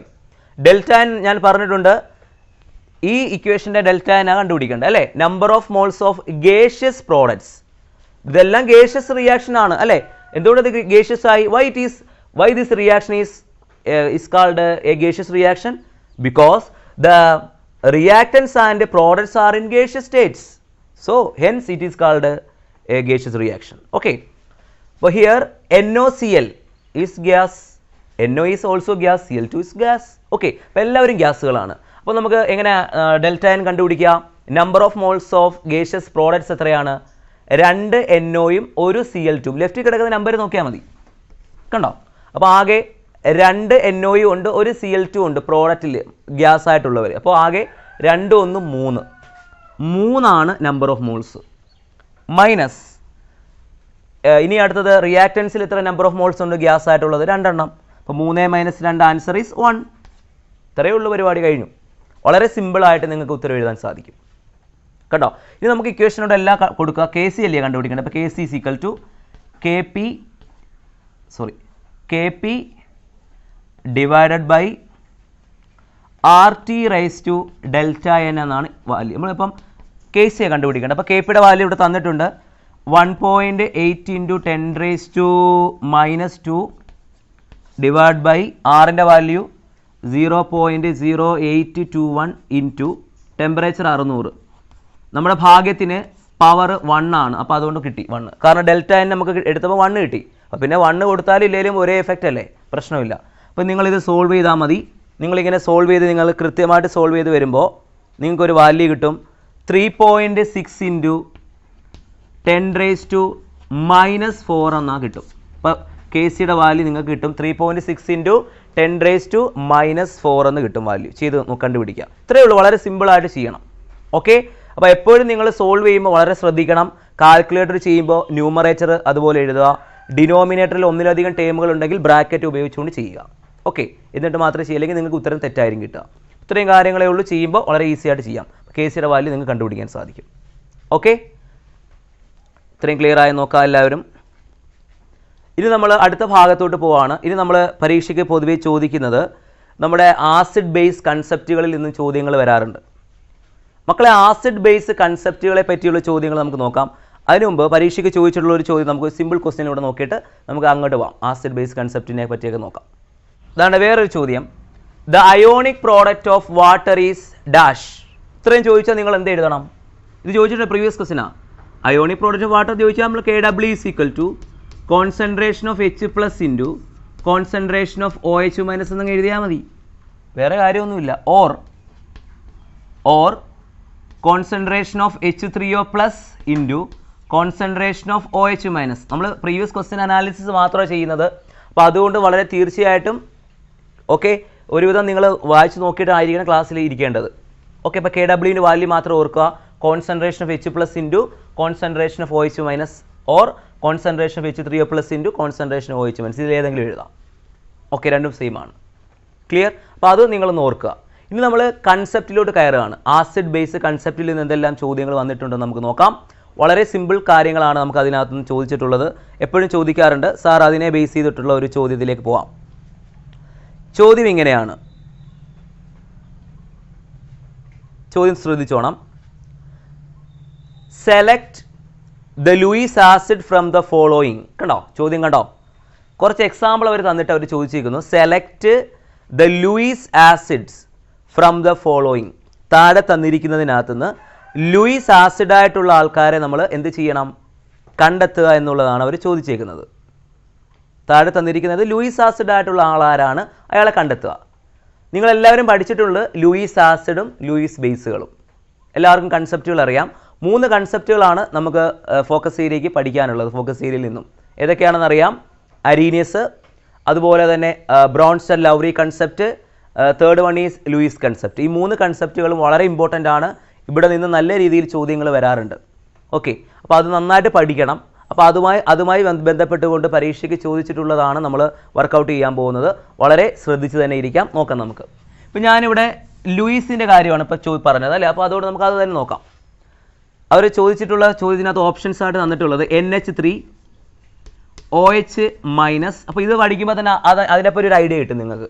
OH മൈനസ്, BCl3, അതുപോലെ Cl മൈനസ്. ഇത്രയാണ് അവർ ഓപ്ഷൻസ് ആയിട്ട് തന്നിട്ടുള്ളത്. ഇതിൽ നിന്ന് നമ്മൾ എന്ത് സെലക്ട് ചെയ്യാനാണ് പറഞ്ഞത്? ലൂയിസ് ആസിഡിനെ നിങ്ങൾ സെലക്ട് ചെയ്യാൻ. അപ്പോൾ answer is BCl3 is Luis acid. അപ്പോൾ ഒരു കാര്യം നമുക്ക് വ്യക്തമാണ്, ഈ തന്നിട്ടുള്ളതിൽ ബാക്കിയുള്ളവരെല്ലാം ആരായിരിക്കും അന്നേരം?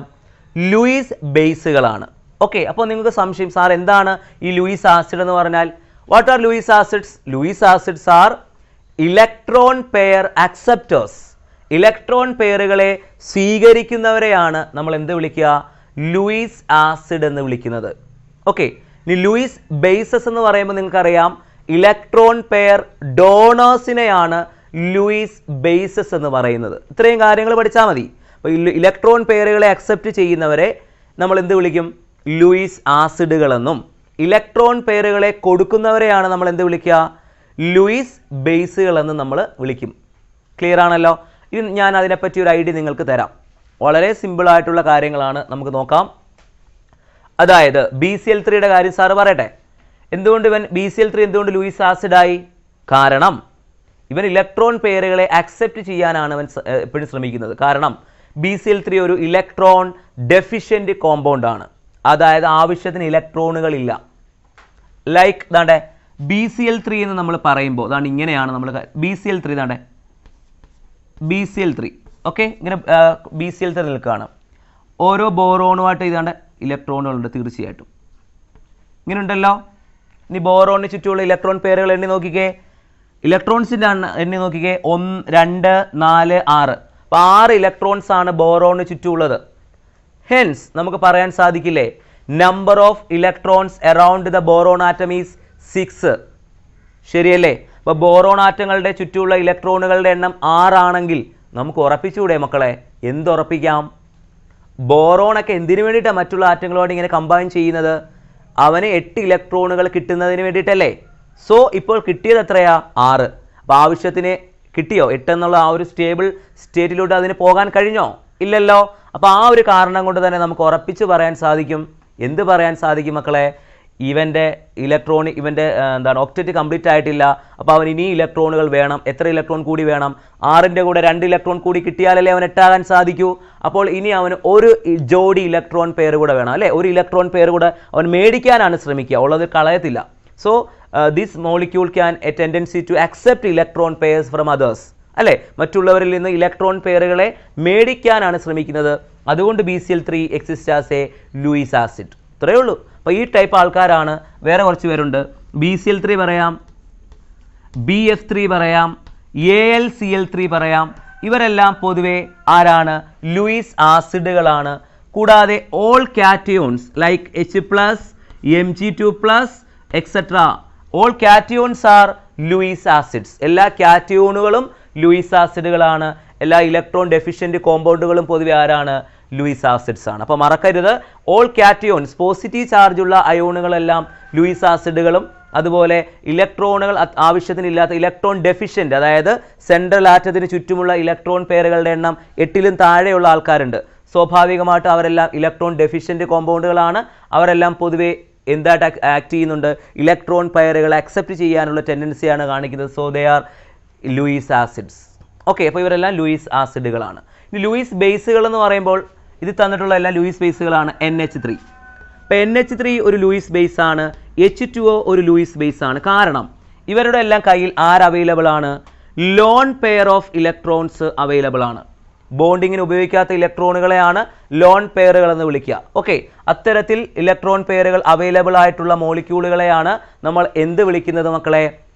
ലോൺ പെയർ ഉള്ള മോളിക്യൂൾ എന്ന് വിളിക്കുന്നത്. മനസ്സിലായാലും നിങ്ങൾ കെമിക്കൽ ബോണ്ടിങ് എന്ന ചാപ്റ്ററിൽ നിങ്ങൾ പഠിച്ചിട്ടുള്ളതാണ് ഈ NH3യുടെയും H2O ൻ്റെയൊക്കെ കാര്യങ്ങൾ. എങ്ങനെയാണ് ലോൺ പെയർ കണ്ടുപിടിക്കുന്നതെന്നെല്ലാം നിങ്ങൾക്ക് വളരെ വ്യക്തമായി അറിയാം.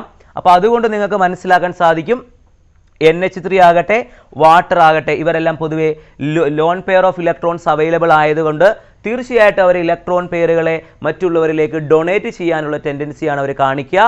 ഓക്കെ, അധികം പറ്റുന്ന ഇലക്ട്രോണുകളാണിത്. കണ്ടോ, ബോണ്ടിങ്ങിന് ശേഷവും അധികം വന്നതല്ലേ, ബോണ്ടിങ്ങിന് ഉപയോഗിക്കാത്തതല്ലേ. ഇലക്ട്രോൺ ഉണ്ട്, പക്ഷേ സെൻട്രൽ ആറ്റമായ ഓക്സിജന് ചുറ്റും ഇലക്ട്രോൺ ഇനി അവൈലബിൾ ആണ്. പക്ഷേ ആ ഇലക്ട്രോണുകളെ എന്ത് ചെയ്യുന്നില്ല, അവന് ബോണ്ടിങ്ങിന് ഉപയോഗിക്കാൻ കഴിയുന്നില്ല. അതായത് ബോണ്ടിങ്ങിന് ഉപയോഗിച്ച് തീർന്നു, ഇനി ആരോട് ബോണ്ട് ഉണ്ടാക്കാനില്ല. അപ്പം അധികം വന്ന ഇലക്ട്രോണുകളാണിത്. So that electron pairs are called lone pairs. Okay, ആ ലോൺ പെയർസ് ഉള്ളത് കൊണ്ടാണ് ഇവർ മറ്റുള്ളവർക്ക് ഇലക്ട്രോൺ കൊടുക്കും. ആരെങ്കിലും എന്ന് ചോദിച്ചാൽ ഇലക്ട്രോണുകൾ കൊടുക്കും. ആവശ്യത്തിൽ കൂടുതലുള്ളപ്പോൾ നമ്മൾ അങ്ങനെ ദാനം ചെയ്യത്തില്ലയോ, അതുപോലെ കൊടുക്കും. കണ്ടോ, so they R electron pair donors. അതുകൊണ്ട് ഇവരാരാ, ലൂയിസ് ബേസുകളാണ്. കൂടാതെ ഓൾ ആനയോൺസ് എല്ലാം പൊതുവെ ആരാണ്, ലൂയിസ് ബേസസ് ആണ്. ഇത്രയും കാര്യങ്ങൾ ഓർത്താൽ മതി.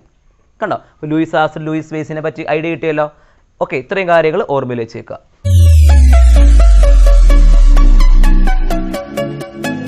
ഓക്കെ, അപ്പോൾ ആ ഒരു കാര്യം നമ്മൾ പഠിച്ചു കഴിഞ്ഞു. നമ്മൾ കൃത്യമായിട്ട് ഡിസ്കസ് ചെയ്യാൻ പോകുന്ന ഭാഗം നമുക്ക് നോക്കാം. അടുത്ത ചോദ്യം, what are conjugate acid base pairs? എന്താണ് കോൺജുഗേറ്റ് ആസിഡ് ബേസ് പെയർ? എന്തുത് കണ്ടോ, അത് നമ്മുടെ ഈ ആസിഡ് ബേസ് കൺസെപ്റ്റിൽ നിന്നുള്ള ചോദ്യമാണ്. കണ്ടോ, എന്തുവാ, what are conjugate acid base pair? വളരെ സിമ്പിൾ ചോദ്യമാണ്. എന്നിട്ട് illustrate using A suitable example. കൃത്യമായി ഒരു എക്സാമ്പിൾ ഉപയോഗിച്ചുകൊണ്ട് ഇതിനെ എക്സ്പ്ലെയിൻ ചെയ്യാനാണ് അവർ പറഞ്ഞിട്ടുള്ളത്. അപ്പോൾ നമ്മളിത് എങ്ങനെ എഴുതും? അപ്പോൾ നിങ്ങൾ മനസ്സിലാക്കണം, ഇത് എവിടെ നിന്നുള്ള ചോദ്യമാണ്. ഈ കോൺജുഗേറ്റ് ആസിഡിനെയൊക്കെ പറയുന്നത് എവിടെയാ, ഏത് കൺസെപ്റ്റിലാണ് പറയുന്നത്, അത് നിങ്ങൾ ഓർക്കണം. എവിടെയാ, ലൗറി ബ്രോൺസ്റ്റഡ് കൺസെപ്റ്റിലാണ്. എവിടെയാണ് മക്കളെ, ലൗറി ബ്രോൺസ്റ്റഡ് കൺസെപ്റ്റിലാണ് തീർച്ചയായിട്ടും എന്തിനെ പറ്റി പറയുന്നത്, ഈ കോൺജുഗേറ്റ് ആസിഡ് ബേസ് പെയറുകളെ പറ്റി പറയുന്നത്. മനസ്സിലായല്ലോ? അപ്പോൾ ആ ഏരിയ മനസ്സിലാക്കണം. ഇനി സാറ് നിങ്ങൾക്ക് പറഞ്ഞു തരാൻ പോകുന്നത് കോൺജുഗേറ്റ് ആസിഡ് ബേസ് പെയറുകളെ പറ്റിയാണ്. എന്താണ് അതിൻ്റെ ഡെഫിനിഷൻ നമുക്ക് നോക്കാം. സാറ് ഒരു എക്സാമ്പിൾ പറഞ്ഞു തരാം. ഇതാണ്ടേ NH4+, NH3. അപ്പോൾ നിങ്ങൾ ഈ ഒരു കൺസെപ്റ്റ് എന്താണ് കോൺജുഗേറ്റ് ആസിഡ് ബേസ് പെയർ എന്ന് പറയുമ്പോൾ ഈ കൺസെപ്റ്റ് അറിയണം. അറിയാത്ത കുട്ടികൾക്ക് ഇത് മനസ്സിലാവത്തില്ല. ഇത് പറഞ്ഞിട്ടുള്ളത് ലൗറി ബ്രോൺസ്റ്റഡ് കൺസെപ്റ്റ് ആണ്. ആ കൺസെപ്റ്റിൽ പറയുന്ന കാര്യം ഇങ്ങനെയാണ്, ആസിഡുകൾ എന്ന് പറയുന്നത്, അതായത് ഓരോ സയൻറ്റിസ്റ്റുകൾ അവരുടേതായ രീതിയിൽ ആസിഡ് എന്ത് ബേസ് എന്ത് എന്ന് കൃത്യമായി ഡിഫൈൻ ചെയ്യുക മാത്രമാണ് അവിടെ ചെയ്യുന്നത്, അല്ലാതെ വേറെ ഒന്നുമില്ല. അപ്പോൾ നേരത്തെ നമ്മൾ ലൂയിസിനെ പറ്റി പഠിപ്പിച്ചു. ലൂയിസ് എന്ന സയൻറ്റിസ്റ്റ് അദ്ദേഹത്തിൻ്റെ കൺസെപ്റ്റിൻ്റെ അടിസ്ഥാനത്തിൽ അദ്ദേഹത്തിൻ്റെ വ്യൂവിൽ ആസിഡുകൾ ആരാണ് ബേസുകൾ ആരാന്നുള്ള ഡെഫിനേഷനാണ് അദ്ദേഹം നൽകുന്നത്. അതുപോലെയാണ് ഈ രണ്ട് സയൻറ്റിസ്റ്റുകളാണ് ലൗറിയും ബ്രോൺസ്റ്റഡും. അവരുടേതായ കാഴ്ചപ്പാടിൽ എന്താണ് ആസിഡ്സ് എന്താണ് ബേസസ് എന്നുള്ളത് അവർ പറയുന്നു. അത്രയേ ഉള്ളൂ. ക്ലിയർ? അപ്പോൾ എന്താണ് ഇവരുടെ കൺസെപ്റ്റിൽ ആസിഡുകൾ എന്ന് പറഞ്ഞാൽ, ആസിഡ്സ് ആർ H+ ഡോണേഴ്സ്. H+നെ കൊടുക്കാൻ കഴിവുള്ളവരെല്ലാം ആസിഡുകളാണെന്നും H+നെ വാങ്ങാൻ കഴിവുള്ളവർ H+ acceptors are H+ acceptors are bases എന്നാണ് ലൗറി ബ്രോൺസ്റ്റഡ് കൺസെപ്റ്റ് പറയുന്നത്. അപ്പോൾ H+നെ കൊടുക്കാൻ കഴിവുള്ളവരെ നമ്മൾ എന്ത് വിളിക്കും മക്കളെ? ആസിഡുകളെന്നും H+നെ അക്സെപ്റ്റ് ചെയ്യാൻ കഴിയുന്നവരെ നമ്മൾ എന്ത് വിളിക്കുന്നു? ബേസസ് എന്ന് നമ്മൾ വിളിക്കുന്നു. ഇത്രയും കാര്യങ്ങളേ ഉള്ളൂ പഠിക്കാനകത്ത്. മനസ്സിലായല്ലോ? അപ്പോൾ according to Lowry Bronsted concept, what do you mean by acids? According to Lowry Bronsted concept, what are acids? Acids are H+ donors. H+ ഞങ്ങൾ കൊടുക്കുമായിരുന്നു. H+ അല്ലെങ്കിൽ പ്രോട്ടോൺ എന്നും പറയാം കേട്ടോ. ഇങ്ങനെ H+നെ കൊടുക്കുന്നവരെയാണ് മക്കളെ നമ്മൾ എന്ത് വിളിക്കുക? ആസിഡ്സ് എന്ന്. ഏത് കൺസെപ്റ്റ് പ്രകാരം നമ്മൾ വിളിക്കും? നമ്മുടെ ലൗറി ബ്രോൺസ്റ്റഡ്. തിരിച്ചും പറയാം, ബ്രോൺസ്റ്റഡ് ലൗറി. ബ്രോൺസ്റ്റഡ് ആണ്, ബ്രോസ്റ്റഡ് അല്ല, അത് ചിക്കൻ. ക്ലിയർ? ഇനി സാർ അടുത്തതിലേക്ക് പോവാണ്. അപ്പം നമ്മൾ പറഞ്ഞുകൊടുന്ന കാര്യം മനസ്സിലായിരുന്നല്ലോ, ആസിഡ്സ് അല്ലേ? അപ്പോൾ according to Lowry Bronsted concept, what are acids? Acids are H+ donors ആണ്. What are bases? H+ acceptors ആണ്. ഇത്രയും പഠിച്ചാൽ മതി, വേറെ ഒന്നും അതിനകത്തില്ല. കൺസെപ്റ്റ് ഇത്രയേ ഉള്ളൂ. ഓക്കെ. പിന്നെ ഇതിനകത്ത് വേറെ കുറച്ച് ആൾക്കാരെ കുറിച്ച് നമുക്ക് പഠിക്കാനുണ്ട്. കോൺജുഗേറ്റ് ആസിഡ് ബേസ് പെയർ, അതാണ് നമ്മൾ ഡിസ്കസ് ചെയ്തുകൊണ്ടിരിക്കുന്നത്. മക്കളെ, കോൺജുഗേറ്റ് ആസിഡ് ബേസ് പെയർ എന്ന് പറഞ്ഞാൽ വളരെ സിമ്പിളാണ്. നമ്മളിപ്പോൾ ഒരു ആസിഡിനെയും ബേസിനെയും നമ്മൾ കൺസിഡർ ചെയ്യുന്നു. ഓക്കെ, നമ്മളൊരു ആസിഡ് ബേസ് പെയറിനെ നമ്മൾ കൺസിഡർ ചെയ്യുമ്പോൾ ഈ ആസിഡിലെയും ഈ ബേസിലെയും പെയറുകൾ തമ്മിലുള്ള ഡിഫറൻസ് എന്തിലാണെന്ന് നിങ്ങൾ നോക്കുമ്പോൾ മനസ്സിലാക്കാൻ പറ്റും. ഒരു H+ലുള്ള ഡിഫറൻസ് മാത്രമാണ് അല്ലേ. അതായത് NH3യും NH4+ തമ്മിലുള്ള വ്യത്യാസം എന്തിലാ? The acid base differ only by 1 H+. ഒരൊറ്റ H+ൽ മാത്രം ഇവർ തമ്മിലുള്ള വ്യത്യാസം. അത്തരത്തിലുള്ള ആസിഡ് ബേസ് പെയറുകളെ വിളിക്കുന്ന പേരാണ് conjugate acid base pairs. What are conjugate acid base pairs? The acid base pairs which differ only by 1 H+. എന്ത്? 1 H+. ഒരു H+ലുള്ള മാത്രം വ്യത്യാസം വരികയാണെങ്കിൽ, ഒരു H+ൽ മാത്രമാണ് വ്യത്യാസം വരികയെങ്കിൽ നമുക്ക് പറയാൻ സാധിക്കും മക്കളെ എന്ത്? അത്തരത്തിലുള്ള ആസിഡ് ബേസ് പെയറുകളെ വിളിക്കുന്ന പേരാണ് കുട്ടികളെ എന്ത്? Conjugate acid base pair. അപ്പോൾ അതിനൊരു എക്സാമ്പിൾ ആണിത്. പിടികിട്ടിയോ? അതായത് NH4+ഉം NH3യും, അതായത് NH4+ൽ നിന്നും H+ പോയാൽ അവൻ NH3 ആയി മാറും. NH3ക്ക് H+ കിട്ടിയാൽ അവൻ ആരായി മാറും? NH4+ ആയി മാറും. ഇത്രയേ ഉള്ളൂ. തിരിച്ചും മറിച്ച് നമുക്ക് പറയാൻ സാധിക്കും. ക്ലിയർ? അപ്പോൾ ഒരു ഐഡിയ നിങ്ങളുടെ മനസ്സിൽ വെച്ചിരുന്നാൽ മതി. അപ്പോൾ ഇതുപോലെ നമുക്ക് വേറെ ആൾക്കാരെ പരിചയപ്പെടാം. H2Oയും H3O+ഉം. അപ്പോൾ H2Oയും H3O+ഉം ആരാണ്? These pairs are conjugate acid base pairs because എന്തുവാ? H2Oയും H3O+ഉം തമ്മിലുള്ള വ്യത്യാസം എന്തിലാ? H+ലുള്ള വ്യത്യാസം അല്ലേ ഉള്ളൂ. ഓക്കെ, സോ ഇവനൊരു ആസിഡ് ആണ്, ഇവൻ ബേസ് ആണ്. ഈ കേസിൽ ഇവൻ ആസിഡ് ആണ്. നിങ്ങൾ എപ്പോഴും ശ്രദ്ധിക്കണം കേട്ടോ. നമ്മൾ നേരത്തെ ഒരു ചോദ്യം ചെയ്തില്ലേ, ലൂയിസ് താഴെ തന്നിരിക്കുന്നതിനകത്ത് ലൂയിസ് ആസിഡ്സും ലൂയിസ് ബേസസും എഴുതാൻ. ഓരോ സയന്റിസ്റ്റുകളുടെയും കൺസെപ്റ്റിൽ ആസിഡിന്റെ ഡെഫിനിഷൻ വേറെയാണ്. അപ്പോൾ according to Lewis concept H2O is a Lewis base. തിരിഞ്ഞു പോരുത്. ലൂയിസ് എന്ന സയന്റിസ്റ്റിന്റെ കേസിൽ പറയുന്നത് കൊണ്ടാണ് അദ്ദേഹത്തിന്റെ കൺസെപ്റ്റിൽ പറയുന്ന ബേസുകളെല്ലാം എന്ത് വിളിക്കുന്നത്? ലൂയിസ് ബേസസ് എന്ന് വിളിക്കുന്നത്. മറക്കല്ലേ? അപ്പോൾ ആ ഒരു കാര്യം നിങ്ങളുടെ മനസ്സിൽ വെക്കണം എപ്പോഴും. എന്തുവാ? H2 എന്ന് പറയുമ്പോൾ സാർ ഇവിടെ പറഞ്ഞല്ലോ, സാർ H2O ഇവിടെ ആരാ? ഇവിടെ ബേസ്. വേറെ കൺസെപ്റ്റിൽ ചിലപ്പോൾ ആസിഡായിട്ട് ആക്ട് ചെയ്യും. അപ്പോൾ അത് കണ്ടുകൊണ്ട് നിങ്ങൾ അങ്ങനെ വിചാരിക്കാൻ പാടില്ല. ഓക്കെ, അതുകൊണ്ട് H2O എന്താണ്? ജനറലി നമ്മുടെ ലൂയിസ് കൺസെപ്റ്റ് പ്രകാരം H2O ലൂയിസ് ബേസ് ആണ്. തിരിഞ്ഞു പോയല്ലേ കേട്ടോ. ഓക്കെ, അപ്പോൾ ഇവിടെ H2O എന്തായിട്ട് ആക്ട് ചെയ്യുന്നത്? എന്ത് തന്നെ ചെയ്യുകയാണ്? ബേസ് ആയിട്ട് ആക്ട് ചെയ്യുന്നു. H3O+ ഇവിടെ ആസിഡായിട്ട് ആക്ട് ചെയ്യുന്നു. ഇവർ തമ്മിലുള്ള വ്യത്യാസം എന്തായാലും മാത്രമാണ് H+ലുള്ള വ്യത്യാസം. കാരണം ഇയാൾക്ക് H+ കൊടുക്കാൻ പറ്റുമല്ലോ, ഇയാൾക്ക് മേടിക്കാനുള്ള കഴിവേ ഉള്ളൂ. സോ ഇവൻ ഇവിടെ ബേസും ഇവൻ ഇവിടെ ആസിഡുമാണ്.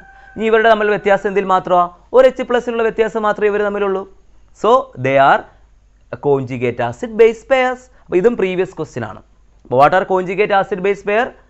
The acid base pair which differ only by 1 H+. ഇനി എന്താണ് ചിലവർക്ക് സാറ് ഈ കോഞ്ചുഗേറ്റ് ആസിഡ്, നമുക്ക് അതുകൂടെ നോക്കിയേക്കാം. ഈ കൺസെപ്റ്റിനകത്തെ അതുകൂടെ നോക്കിയേക്കാം. അപ്പോൾ അതുകൂടെ അങ്ങ് പഠിക്കുമ്പോൾ ആ കൺസെപ്റ്റ് അങ്ങ് തീർന്നു.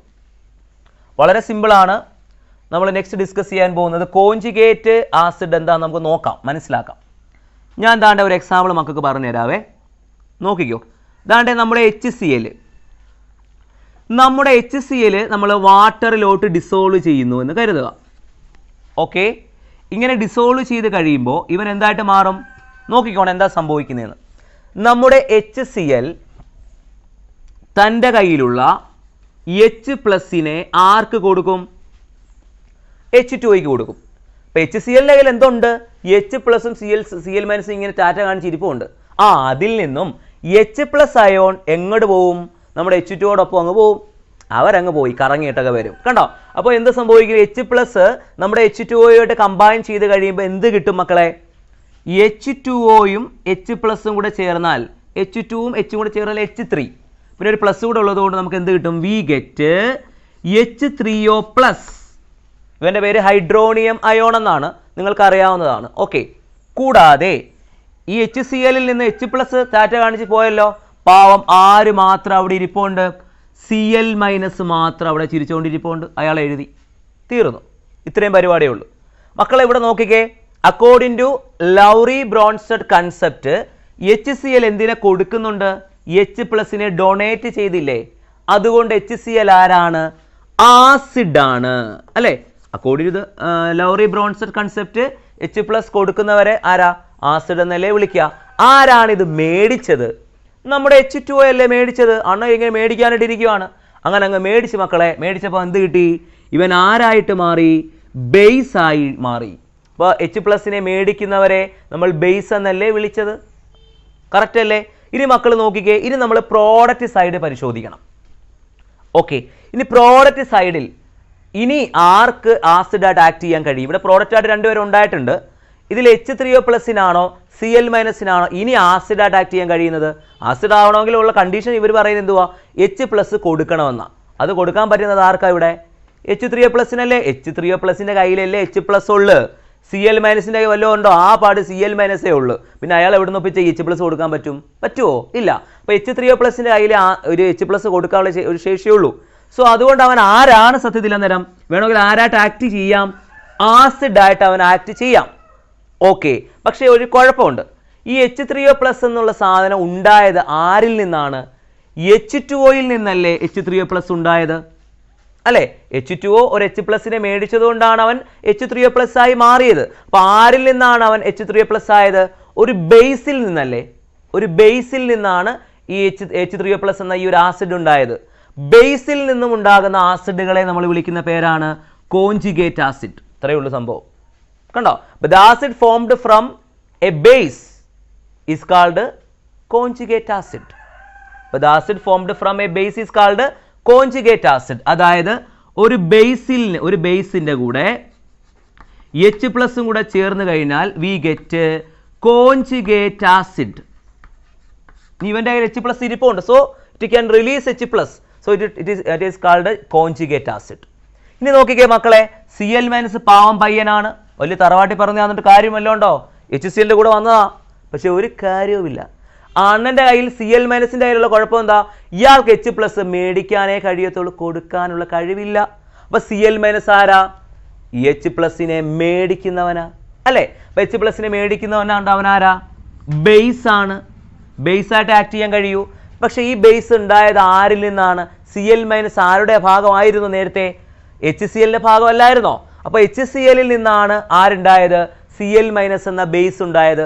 ആസിഡിൽ നിന്നും ഉണ്ടാകുന്ന ബേസുകളെ നമ്മൾ പൊതുവെ വിളിക്കുന്ന പേര് കോഞ്ചുഗേറ്റ് ബേസ്. തീർന്നു. അപ്പോൾ എങ്ങനെയാണ് ആസിഡിൽ നിന്നും H+ പോയാൽ നമുക്ക് എന്ത് കിട്ടും മക്കളെ? കോഞ്ചുഗേറ്റ് ബേസ് കിട്ടും. Conjugate base. അപ്പോൾ ബേസിനോടൊപ്പം H+ ചേർന്നാൽ കോഞ്ചുഗേറ്റ് ആസിഡും, ആസിഡിൽ നിന്നും H+ പോയാൽ കോഞ്ചുഗേറ്റ് ബേസും നിങ്ങൾക്ക് ലഭിക്കും. ഇത്രയും കാര്യങ്ങളേ ഉള്ളൂ അതിനകത്ത് പഠിക്കാൻ. ഓക്കെ, കൺസെപ്റ്റ് നമ്മളെല്ലാം പറഞ്ഞിട്ടുണ്ട് അതിനകത്ത്. ഓക്കെ, അപ്പോൾ ആ ഒരു ചോദ്യം നമ്മൾ കംപ്ലീറ്റ് പഠിപ്പിച്ചപ്പോൾ തന്നെ എല്ലാ കാര്യങ്ങളും നമ്മളവിടെ പഠിപ്പിച്ചു. അപ്പോൾ രണ്ട് കൺസെപ്റ്റിൽ നിന്നും ഒരു വർഷം തന്നെ ചോദ്യം വന്നിട്ടുണ്ട് കേട്ടോ. A-B പാർട്ടായിട്ടാണ് ചോദ്യം വന്നിട്ടുള്ളത്. അപ്പോൾ വളരെ ഇമ്പോർട്ടൻ്റ് ആണെന്ന് നിങ്ങൾക്ക് മനസ്സിലായി കാണും. ഇനി നമ്മൾ അടുത്തതായിട്ട് പറയാൻ പോകുന്നത് നോക്കിക്കോണം.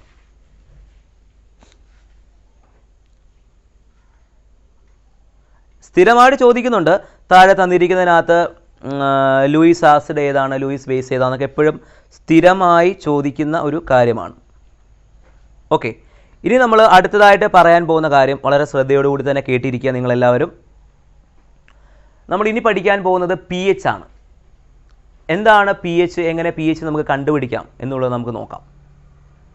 ഓക്കെ അല്ലേ? ഓക്കെ, അപ്പോൾ ആ ഒരു കാര്യം നിങ്ങൾക്ക് ഓർമ്മയിൽ വെച്ചേക്കാം. അപ്പോൾ നമുക്ക് അതുകൂടി നോക്കാം. അരീനസ് കൺസെപ്റ്റ് അങ്ങനെ വലുതായിട്ട് അങ്ങനെ ചോദിച്ചിട്ടൊന്നും ഇല്ലെങ്കിൽ അറിഞ്ഞിരിക്കും. ഞാൻ അതുകൂടെ ഒന്ന് പറഞ്ഞേക്കാം. എന്തായാലും ഇത് പഠിപ്പിച്ചപ്പോൾ അതുകൂടെ ഒന്ന് പറഞ്ഞേക്കാം. അരീനസ് കൺസെപ്റ്റ് എന്ന് വെച്ചാൽ മക്കളെ ഒന്നുമില്ല.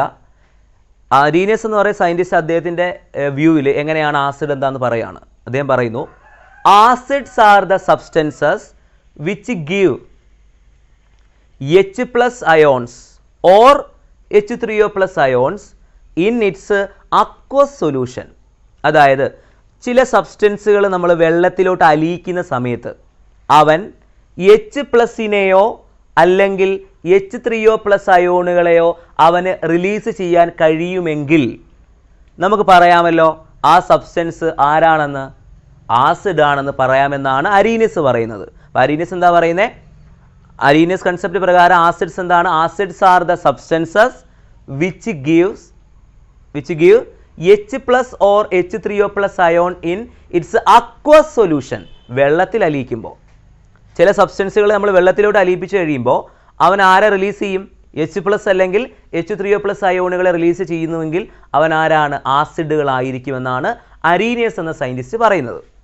ഓക്കെ, ബേസസ് എന്ന് പറയുന്ന അദ്ദേഹത്തിന്റെ വ്യൂവിൽ എങ്ങനെയാണ് പറയുന്നത്? അദ്ദേഹം പറയുന്നു bases are the substances which gives OH minus ions in its aqueous solution. Bases എന്ന് പറയുമ്പോൾ ചില സബ്സ്റ്റൻസുകൾ നമ്മൾ വെള്ളത്തിലേക്ക് അലിയിക്കുന്ന സമയത്ത് അവൻ ആരെ റിലീസ് ചെയ്യാറുണ്ട്? OH മൈനസ് അയോണുകളെ അവൻ റിലീസ് ചെയ്യാറുണ്ട്. അത്തരത്തിലുള്ള സബ്സ്റ്റൻസുകളെയാണ് അദ്ദേഹം എന്ത് വിളിക്കുന്നത്? ബേസുകൾ എന്ന് അദ്ദേഹം വിളിക്കുന്നത്. ഇത്രയേ ഉള്ളൂ. അപ്പോൾ ഇതാണ് അരീനിയസ് കൺസെപ്റ്റ്. അപ്പോൾ അതുകൂടെ ഞാനങ്ങ് പറഞ്ഞു. അപ്പോൾ അതും അങ്ങ് പഠിച്ചോണം. അപ്പോൾ ഈ 3 കൺസെപ്റ്റ് വളരെ ഇമ്പോർട്ടൻ്റ് ആണ്. ഓക്കെ, അപ്പോൾ ബേസസ് എന്താണ്? Bases are the substances which give എന്താണ്? OH minus ions in its aqueous solution. ചില സബ്സ്റ്റൻസുകൾ വെള്ളത്തിലോട്ട് അലിയിക്കുമ്പോൾ ഇവൻ എന്ത് ചെയ്യും? OH മൈനസ് അയോണുകളെ ഇങ്ങനെ ഉണ്ടാക്കും. അങ്ങനെ ഉണ്ടാക്കുന്ന സബ്സ്റ്റൻസുകളെ നമുക്ക് എന്ത് വിളിക്കാം? ബേസസ് എന്ന് വിളിക്കാം. അത്രയേ ഉള്ളൂ. അപ്പോൾ ആസിഡ് ബേസ് എന്താണെന്നുള്ളത് ഓരോ സയൻറ്റിസ്റ്റുകൾ അവരുടെ രീതിയിൽ ഡിഫൈൻ ചെയ്യുന്നതാണ് ഈ കൺസെപ്റ്റുകളിലെല്ലാം ഉള്ളത്. അല്ലാതെ വേറെ ഒന്നുമില്ല. മനസ്സിലായല്ലോ? ഇപ്പോൾ ഏറ്റവും കിടിലനായിട്ടുള്ള കൺസെപ്റ്റ് ലൂയിസ് കൺസെപ്റ്റാണ്. മറ്റുള്ള കൺസെപ്റ്റിന് ഒരുപാട് ലിമിറ്റേഷൻസ് ഉണ്ട്. പൊതുവേ നമ്മളിപ്പോൾ പഠിപ്പിച്ച 3 കൺസെപ്റ്റിൽ ഏറ്റവും കൂടുതൽ ലിമിറ്റേഷൻസ് അരീനിയസിനും അതുപോലെ തന്നെ ലൗറി ബ്രോൺസർ കൺസെപ്റ്റിനും ഒക്കെ ഉണ്ട്. ഒരുവിധം നല്ല കൊള്ളാവുന്ന ഒരു കൺസെപ്റ്റാണ് ഏത്? ലൂയിസ് കൺസെപ്റ്റ് എന്ന് പറയുന്നത്. ഓക്കെ, ഓർത്തിരിക്കുക. ഇത്രയും കാര്യങ്ങളൊക്കെ ഓർമ്മയിൽ വെച്ചേക്കുക. ക്ലിയർ? ഇനി നമ്മൾ അടുത്ത pH-ലോട്ട് പോവാണ്. pH-നെ ബേസ് ചെയ്തുള്ള ചോദ്യം നമുക്ക് ചെയ്യാം. അതുകൂടെ ചെയ്ത് കഴിയുമ്പോഴത്തേക്ക് pH-ഉം കഴിഞ്ഞാൽ പിന്നെ ബഫർ അത്രയും കൂടെ ആകുമ്പോൾ നമ്മുടെ ചാപ്റ്റർ തീർക്കും. ഓക്കെ, വേറെ ഒന്നുമില്ല അതിനകത്ത്. അപ്പോൾ ആവശ്യമുള്ളത് മാത്രമേ സാറ് പറയുന്നുള്ളൂ. pH മക്കളെ, pH എന്ന് പറയുമ്പോൾ pH കണ്ടുപിടിക്കുന്ന equation, pH means potence of hydrogen എന്നാണ്. Okay, power of hydrogen. Okay, strength of hydrogen. pH കണ്ടുപിടിക്കുന്ന equation pH is equal to negative logarithm of concentration of H+നെയാണ് എന്ത് വിളിക്കുക? നമ്മൾ pH എന്ന് വിളിക്കുക. കണ്ടുപിടിക്കുന്ന രീതി. ഇനി നമുക്ക് ഇൻ കേസ് POH കണ്ടുപിടിക്കണമെങ്കിലോ വളരെ സിമ്പിളാണ്. ഇവിടെ നമ്മൾ എന്താണ് പവറായിട്ട് എഴുതുന്നത്? അതായിരിക്കും ഇവിടെ വരിക ബ്രാക്കറ്റിനുള്ളിൽ. ക്ലിയർ? അപ്പോൾ ഇവിടെ negative log concentration of OH minus എന്നങ്ങ് എഴുതിയാൽ മതി. pH POH. ഇനി pH ഉം POH ഉം തമ്മിലൊരു റിലേഷൻ ഉണ്ട്. pH ഉം POH ഉം കൂടെ കൂട്ടിക്കഴിഞ്ഞാൽ we get 14. This is a relationship between pH and POH. അപ്പോൾ pH ഉം POH ഉം തമ്മിലുള്ള ബന്ധം മനസ്സിലായോ? ഇതിൻ്റെ രണ്ടിൻ്റെയും കൂടെ വാല്യൂസ് കൂട്ടിയാൽ 14 കിട്ടും. മനസ്സിലായല്ലോ? ഇത്രയും കാര്യങ്ങൾ നിങ്ങൾ എപ്പോഴും ഓർത്തിരിക്കുക. ഈ ഒരു ഇക്വേഷൻ മാത്രം യൂസ് ചെയ്യും. ഒന്നെങ്കിൽ H+ എന്ന് പറയും, അല്ലെങ്കിൽ രണ്ട് രീതിയിൽ പറയാം. Negative log concentration of H3O+ എന്ന് നമ്മൾ പറയാറുണ്ട്. രണ്ടും യൂസ് ചെയ്യാം. ഓക്കെ, ഒന്നെങ്കിൽ H+ അല്ലെങ്കിൽ H3O+. രണ്ടും ഓക്കെ, കുഴപ്പമില്ല, ഓർത്തിരുന്നാൽ മതി. ക്ലിയർ? ഇനി നമുക്കിത് എങ്ങനെയാണ് ഒരു ചോദ്യം നമുക്ക് പറയാം. പരീക്ഷയ്ക്ക് എങ്ങനെയാണ് ചോദ്യമായിട്ട് വരുന്നതെന്ന് നമുക്ക് നോക്കാം. ഓക്കെ, ഈ ഒരു ഇക്വേഷൻ വെച്ചിട്ട് പരീക്ഷയ്ക്ക് ചോദിച്ചിട്ടുള്ള ക്വസ്റ്റ്യൻ നമുക്ക് ട്രൈ ചെയ്യാം. ചോദ്യം ഇങ്ങനെയാണ്. ചോദ്യം എഴുതിയെടുക്കുക. ഇഫ് മക്കൾ എഴുതിക്കോ. If the concentration of the hydrogen ion, അതായത് H+ ion in a soft drink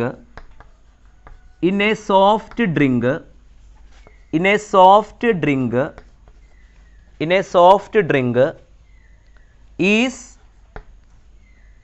3 into 10 raised to minus 3 molar. Find its pH. എന്ത് കണ്ടുപിടിക്കാനാ ചോദ്യം? pH കണ്ടുപിടിക്കുക. വളരെ സിമ്പിളാണ്. നമുക്ക് എങ്ങനെ ചെയ്യാൻ സാധിക്കും? നിങ്ങളൊന്നും ആലോചിക്കേണ്ട. ഈ H+ൻ്റെ കോൺസെൻട്രേഷനാണ് അവർ തന്നിട്ടുള്ളത്. നമ്മൾ സോഫ്റ്റ് ഡ്രിങ്ക്സ് ഇല്ലേ, നമ്മുടെ പെപ്സി, കൊക്കക്കോള, അങ്ങനെയൊക്കെയുള്ള സോഫ്റ്റ് ഡ്രിങ്ക്സ് ഉണ്ടല്ലോ. അത്തരത്തിലുള്ള സോഫ്റ്റ് ഡ്രിങ്ക്സിനകത്തുള്ള H+ അയോണുകൾ, ആസിഡ് ഉണ്ട്, അതിനകത്ത് ആസിഡ് കണ്ടന്റ് ഉണ്ട്. അപ്പോൾ അവിടെയുള്ള H+ അയോണിൻ്റെ കോൺസെൻട്രേഷനാണ് 3 into 10 raised to minus 3 molar എന്ന് പറയുന്നത്. ഓക്കെ, അപ്പോൾ H+ൻ്റെ കോൺസെൻട്രേഷൻ നമുക്ക് ലഭിച്ചിട്ടുണ്ട്. Concentration of H+ is equal to 3 into 10 raised to minus 3 molar. ഇനി എന്തുവാ? ഡയറക്റ്റ് ഇക്വേഷൻ അറിഞ്ഞാൽ മാത്രം മതി. ഇവിടെ pH is equal to minus log concentration of H+ എന്ന ഇക്വേഷൻ കൊടുക്കുക. മൈനസ് ലോഗ് H+ൻ്റെ സ്ഥാനത്ത് നിങ്ങൾ ആരെ എഴുതണം മക്കളെ? 3 into 10 raised to minus 3 എന്ന് എഴുതുക. ഇത്രയേ ഉള്ളൂ. മൈനസ് അടിക്കണം, കാൽക്കുലേറ്ററിനകത്ത് ലോഗ് അടിക്കണം, ബ്രാക്കറ്റ് അടിക്കണം, ഇതടിക്കണം. 3 into 10 raised to minus 3 അടിക്കണം, ബ്രാക്കറ്റ് ക്ലോസ് ചെയ്യണം, ഈക്വൽ സൈനകത്തൊന്ന് നന്നായിട്ട് ഞെക്കണം. അപ്പോൾ പ്രസ് ചെയ്ത് കഴിയുമ്പോഴത്തേക്ക് എന്ത് കിട്ടും? We get the answer. ഏകദേശം ഒരു വാല്യൂ നമുക്ക് കൃത്യമായിട്ട് കാൽക്കുലേറ്റ് ചെയ്തെടുക്കാൻ സാധിക്കും. നിങ്ങൾ നോക്കിയാൽ മതി. കണ്ടുപിടിക്കുമ്പോൾ 52 കിട്ടും. 2.52. 2.52 ഈസ് ദ ആൻസർ. ഓക്കെ, ഇത്രയും കാര്യങ്ങളേ ഉള്ളൂ. ഈ മോഡൽ ചോദ്യമേ വരത്തുള്ളൂ. അപ്പോൾ ഈ ഒരു മോഡൽ ഓർത്തിരിക്കണം. അപ്പോൾ pH കണ്ടുപിടിക്കുന്ന രീതിയിലുള്ള ചോദ്യം മനസ്സിലായല്ലോ. ഇങ്ങനെയാണ് ചോദിക്കാറ് എപ്പോഴും. അവർ H+ൻ്റെയോ അല്ലെങ്കിൽ H3O+ൻ്റെയോ കോൺസെൻട്രേഷൻ തരുമ്പോൾ നിങ്ങൾക്ക് ഡയറക്റ്റായിട്ട് നിങ്ങൾക്ക് എന്ത് ചെയ്യാൻ സാധിക്കും മക്കളെ? നിങ്ങൾക്ക് ഡയറക്റ്റായിട്ട് എഴുതാൻ സാധിക്കും. ഓക്കെ, ക്ലിയർ ആയല്ലോ? സെറ്റായാലും ഇത്രയും കാര്യങ്ങൾ ഓക്കെ ആയി കാണുമെന്ന് കരുതുകയാണ് ഞാൻ, വിശ്വാസം. ഓക്കെ, അപ്പോൾ ഇത് സെറ്റായി എന്ന് വിചാരിക്കുന്നു. ഇനി ലാസ്റ്റ് ടോപ്പിക്കാണ് ബഫർ. ബഫർ സൊല്യൂഷനെ ബേസ് ചെയ്ത് എന്തൊക്കെ ചോദ്യങ്ങൾ വന്നിട്ടുണ്ടോ നമുക്ക് നോക്കാം. അപ്പോൾ ആ ഒരു ടോപ്പിക്ക് ബേസ് ചെയ്ത് നിങ്ങളങ്ങ് പഠിച്ചാൽ മതി. ഇതേപോലെ വളരെ വലിയ കാര്യമൊന്നുമില്ല ഇതിനകത്ത്, വളരെ സിമ്പിളാണെല്ലാം. ഒന്ന് നന്നായിട്ട് പഠിച്ച് കഴിഞ്ഞാൽ മാർക്ക് ഒരുപാട് കണ്ടൻറ്റ് അവർ കളഞ്ഞിട്ടുണ്ട്. അപ്പോൾ അതുകൊണ്ട് വളരെ കുറച്ചേ ഉള്ളൂ പഠിക്കാൻ. വളരെ സിമ്പിളായിട്ട് പഠിച്ചാൽ, ഇതുപോലെ പഠിച്ചാൽ ഫുൾ മാർക്ക് നിങ്ങൾക്ക് കിട്ടും കേട്ടോ. ഓക്കെ, അപ്പോൾ നമുക്ക് നോക്കാം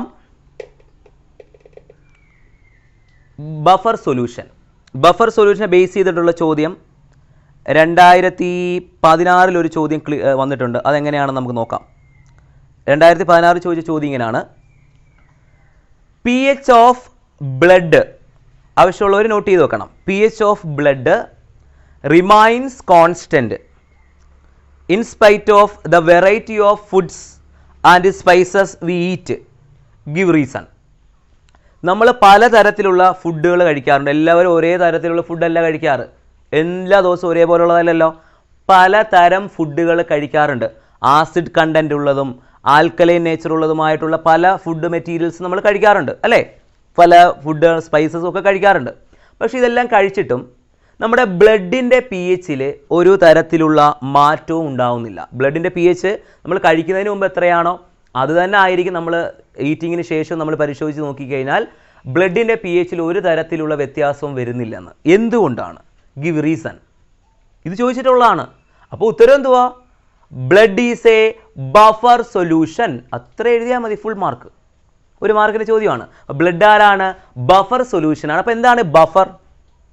നമുക്കെല്ലാവർക്കും അറിയാം. നമ്മളൊരു ഗ്ലാസ്സിൽ അല്പം വെള്ളം എടുക്കുന്നു, നമ്മൾ അതിലേക്ക് അല്പം നാരങ്ങ പിഴിഞ്ഞൊഴിക്കുന്നു, അല്ലെങ്കിൽ അല്പം ആസിഡ് ചേർത്ത് കഴിഞ്ഞാൽ നിങ്ങൾ pH ഒന്ന് കൊണ്ടുപോയി ചെക്ക് ചെയ്ത് നോക്കിക്കഴിഞ്ഞാൽ ഉറപ്പാണ് നിങ്ങൾ ആസിഡ് ആഡ് ചെയ്തതിന് മുമ്പ് വെള്ളത്തിൻ്റെ pH നമ്മൾ നോർമലി 7 എന്ന് പറയാം അല്ലേ? പക്ഷേ after adding some amount of acid to it എന്ത് സംഭവിക്കും? pH become changed. pH എന്ത് സംഭവിക്കും? ചേഞ്ചിങ് സംഭവിക്കും. മാറ്റം എന്തായാലും 7നേക്കാൾ താഴെയുള്ള ഏതെങ്കിലും ഒരു വാല്യൂ ആയിരിക്കും വരിക. ഇനി നിങ്ങൾ ഒരു ഗ്ലാസ് വെള്ളത്തിലേക്ക് അല്പം സോപ്പ് സൊല്യൂഷൻ അല്ലെങ്കിൽ അല്പം ആൽക്കലി ചേർക്കുക. അങ്ങനെ ചേർത്ത് കഴിഞ്ഞാലും ഇതേ അവസ്ഥയാണ്. pHൽ നേരത്തെ ഉണ്ടായിരുന്ന വാല്യൂ ആയിരിക്കില്ല, ഇപ്പോൾ മാറ്റം ഉണ്ടാവും. മനസ്സിലാവുന്നുണ്ടോ? അപ്പോൾ ഒരു കാര്യം വളരെ വ്യക്തമാണ്. ചില സബ്സ്റ്റൻസിലേക്ക് നമ്മൾ നോർമലി മിക്ക സബ്സ്റ്റൻസുകളിലേക്കും അല്പം ആസിഡോ ആൽക്കലിയോ ഒക്കെ ചേർത്താലൊക്കെ എന്താ സംഭവിക്കുന്നത്? അവരുടെ pH നേരത്തെ ആഡ് ചെയ്യുന്നതിന് മുമ്പ് എത്രയായിരുന്നോ അതായിരിക്കില്ല ആഫ്റ്റർ അഡീഷൻ, മാറ്റം ഉണ്ടാവും. ക്ലിയർ? അപ്പോൾ അതുകൊണ്ട് ഒരു കാര്യം വ്യക്തമാണ്, അവർക്കെല്ലാം pHൽ മാറ്റം ഉണ്ടാകുമെന്ന് മനസ്സിലായല്ലോ. പക്ഷേ ചില ടൈപ്പ് സൊല്യൂഷൻസ് ഉണ്ട്. അവരുടെ പ്രത്യേകത എന്താണ്? ആ സൊല്യൂഷൻസിലേക്ക് സ്മാൾ എമൗണ്ട് ആസിഡോ സ്മാൾ എമൗണ്ട് ആൽക്കലിയോ ഒക്കെ ചേർത്താലും അവൻ്റെ pHൽ ഒരു തരത്തിലുള്ള മാറ്റം ഉണ്ടാകാനും അവൻ അനുവദിക്കത്തില്ല. Such type of solutions are called buffer solutions. കണ്ടോ? ഇപ്പോൾ നമ്മൾ അല്പം ആസിഡ് ആഡ് ചെയ്യുന്നതിന് മുമ്പ് അവൻ്റെ pH വാല്യൂ ഏകദേശം 7.4 ആണെന്ന് കരുതുക. ആഫ്റ്റർ അഡീഷന് ശേഷം നമ്മൾ അതേ സബ്സ്റ്റൻസ് പരിശോധിച്ച് നോക്കിയപ്പോൾ അവൻ്റെ pH വാല്യൂ 7.4 തന്നെ ആയിരിക്കും. അത്തരത്തിലുള്ള സൊല്യൂഷനുകളെയാണ് നമ്മൾ എന്ത് വിളിക്കുക? ബഫർ സൊല്യൂഷൻ എന്ന് വിളിക്കുക. അപ്പോൾ small amount acid or alkali, if small amount of acid or alkali or on dilution the pH cannot changed. Such a type of solutions are called buffer solution. അപ്പോൾ ഓർക്കുക, when small amount of acid or alkali or small amount of water is added to a solution, the pH cannot be changed. Such a type of solutions are called buffer solutions. അങ്ങനെയുള്ള സൊല്യൂഷനുകളെയാണ് നമ്മൾ buffer സൊല്യൂഷനുകൾ എന്ന് വിളിക്കുക. പരീക്ഷയ്ക്ക് അടുത്ത previous question ആണ് അവിടെ വന്നിട്ടുള്ളത്. What are the different types of buffer solutions? Okay, അടുത്ത ചോദ്യമാണ്. അപ്പോൾ ബഫർ സൊല്യൂഷൻ തന്നെ എത്ര ടൈപ്പ് ഉണ്ട്? 2 ടൈപ്പ് ഉണ്ട്. ഏതൊക്കെയാണ്? അസിഡിക് ബഫറും ബേസിക് ബഫറും. എന്തോ സാറേ എന്തായാലും അസിഡിക് ബഫർ pHന്റെ വാല്യൂ 7ലും താഴെ ആയിരിക്കും. ഓക്കെ, ബേസിക് ബഫർ എന്ന് പറയുമ്പോൾ അവൻ്റെ pH വാല്യൂ എത്ര ആയിരിക്കും? 7നും മുകളിലായിരിക്കും. ഓക്കെ, ഇനി what are acidic buffers? Acidic buffer solutions എന്ന് പറയുമ്പോൾ ആരാണ്? നമുക്ക് നോക്കാം. അസിഡിക് ബഫർ എന്ന് പറയുമ്പോൾ it is a mixture of weak acid. It is a mixture of weak acid and its salt with strong base.